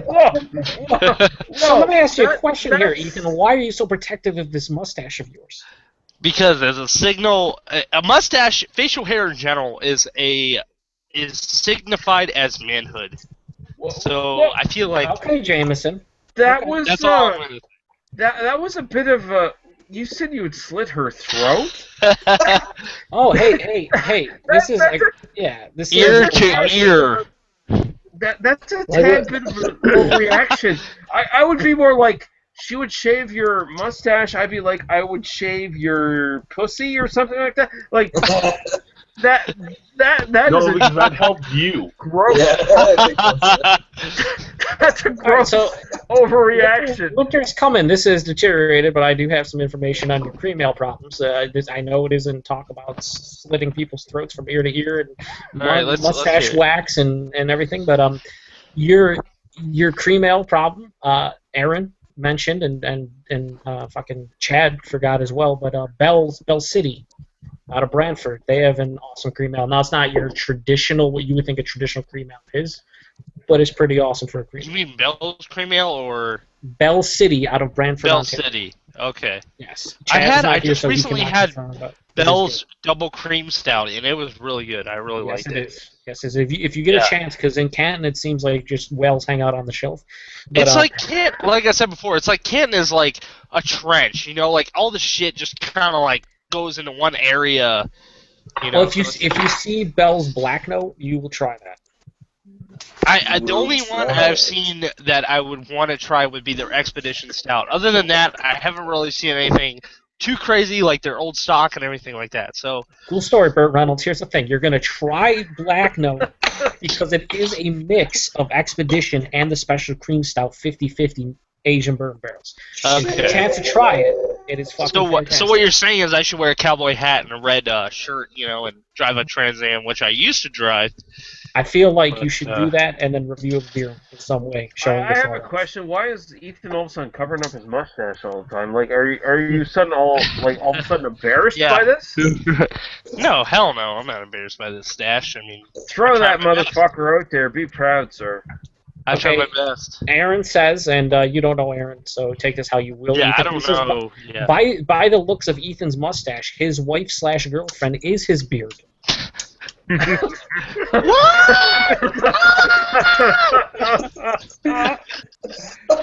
you motherfucker are the awesome dude ever.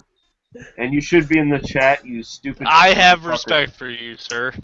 Aaron should be in the chat. Cheers I to you. realize he has responsibilities in the life, so that precludes him from doing this shit. But Aaron, you are awesome, sir.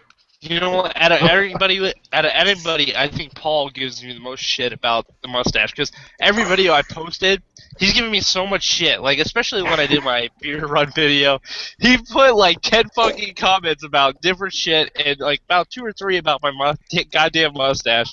So how much shit does he give That you? sounds like Paul's MO. He gives shit to everyone. Well, I told Paul, I said it's my flavor saver, so I just keep it for later and taste it. So what you do is you take all the shit he gives you and then you plaster it on your upper lip. Yeah. Is that what you do? Yep.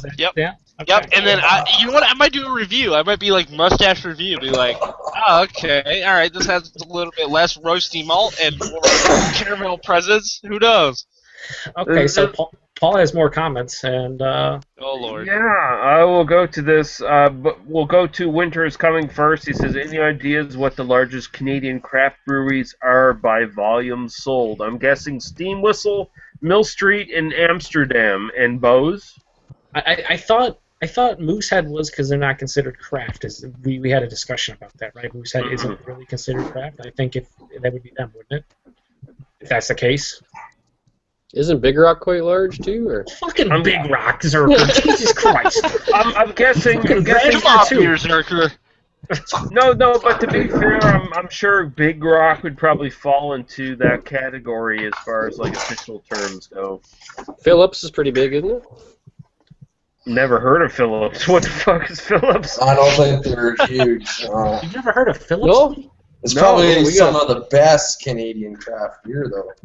Dude, that we get lots of it here. Tooth. Oh. Yeah. You might as well be on the other side of fucking galaxy from me, dude. That's true. That's true. This is the reason why I was gonna say this is the reason why I love being on this is because of the fact that I get to learn about Canadian craft beer and what you guys, because like in here over here, yeah, it's all shit, Ethan. Just take it from me, it's all shit. Just shit.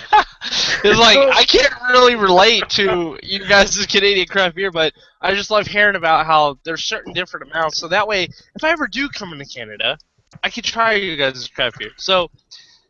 Oh, if you ever come to Canada, we'll get you. If you go by Ontario, you're looking at Amsterdam, Bose, Steam Whistle, Nickelbrook once Nickelbrook's second facility opens up. If you're going by Alberta, yeah, you're looking at like Big Rock. If you're going by Quebec, you're looking at what the fuck is that company's name? RJ. Le Brassiere RJ. Okay.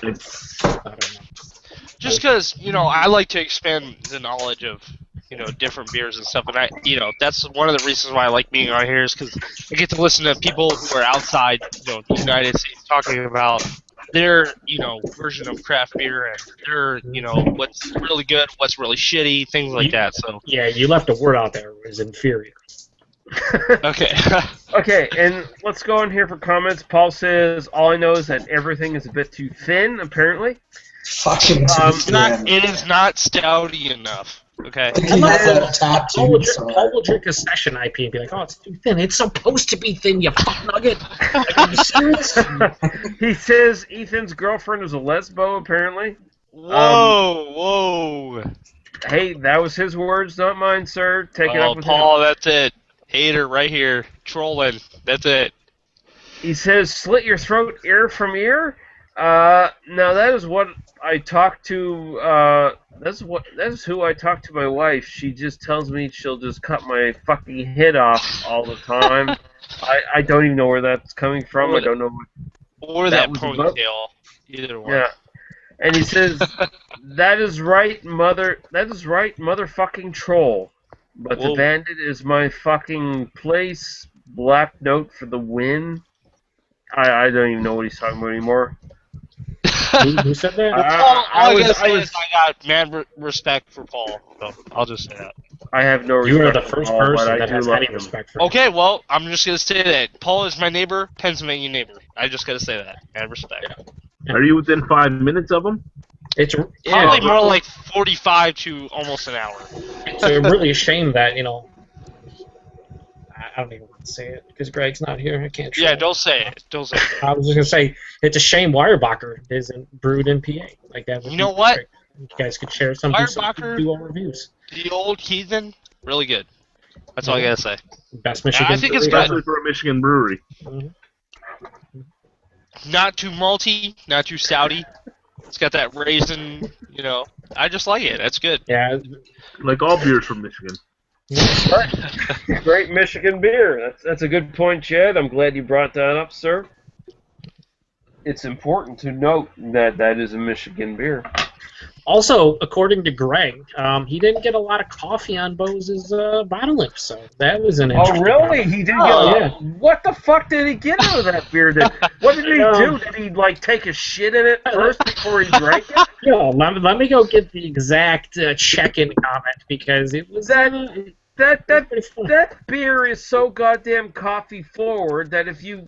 You got to remember, we all had the 2014, not the 2015 edition. And it might have been on tap and on the bottle too, right? Fucking bull. He's never drank coffee before, apparently, or he sugared it up and milked it up with some goddamn latte fruite fucking faggot bullshit.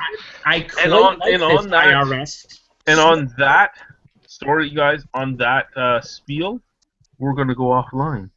Okay, well, fuck Bye, all you everybody. people.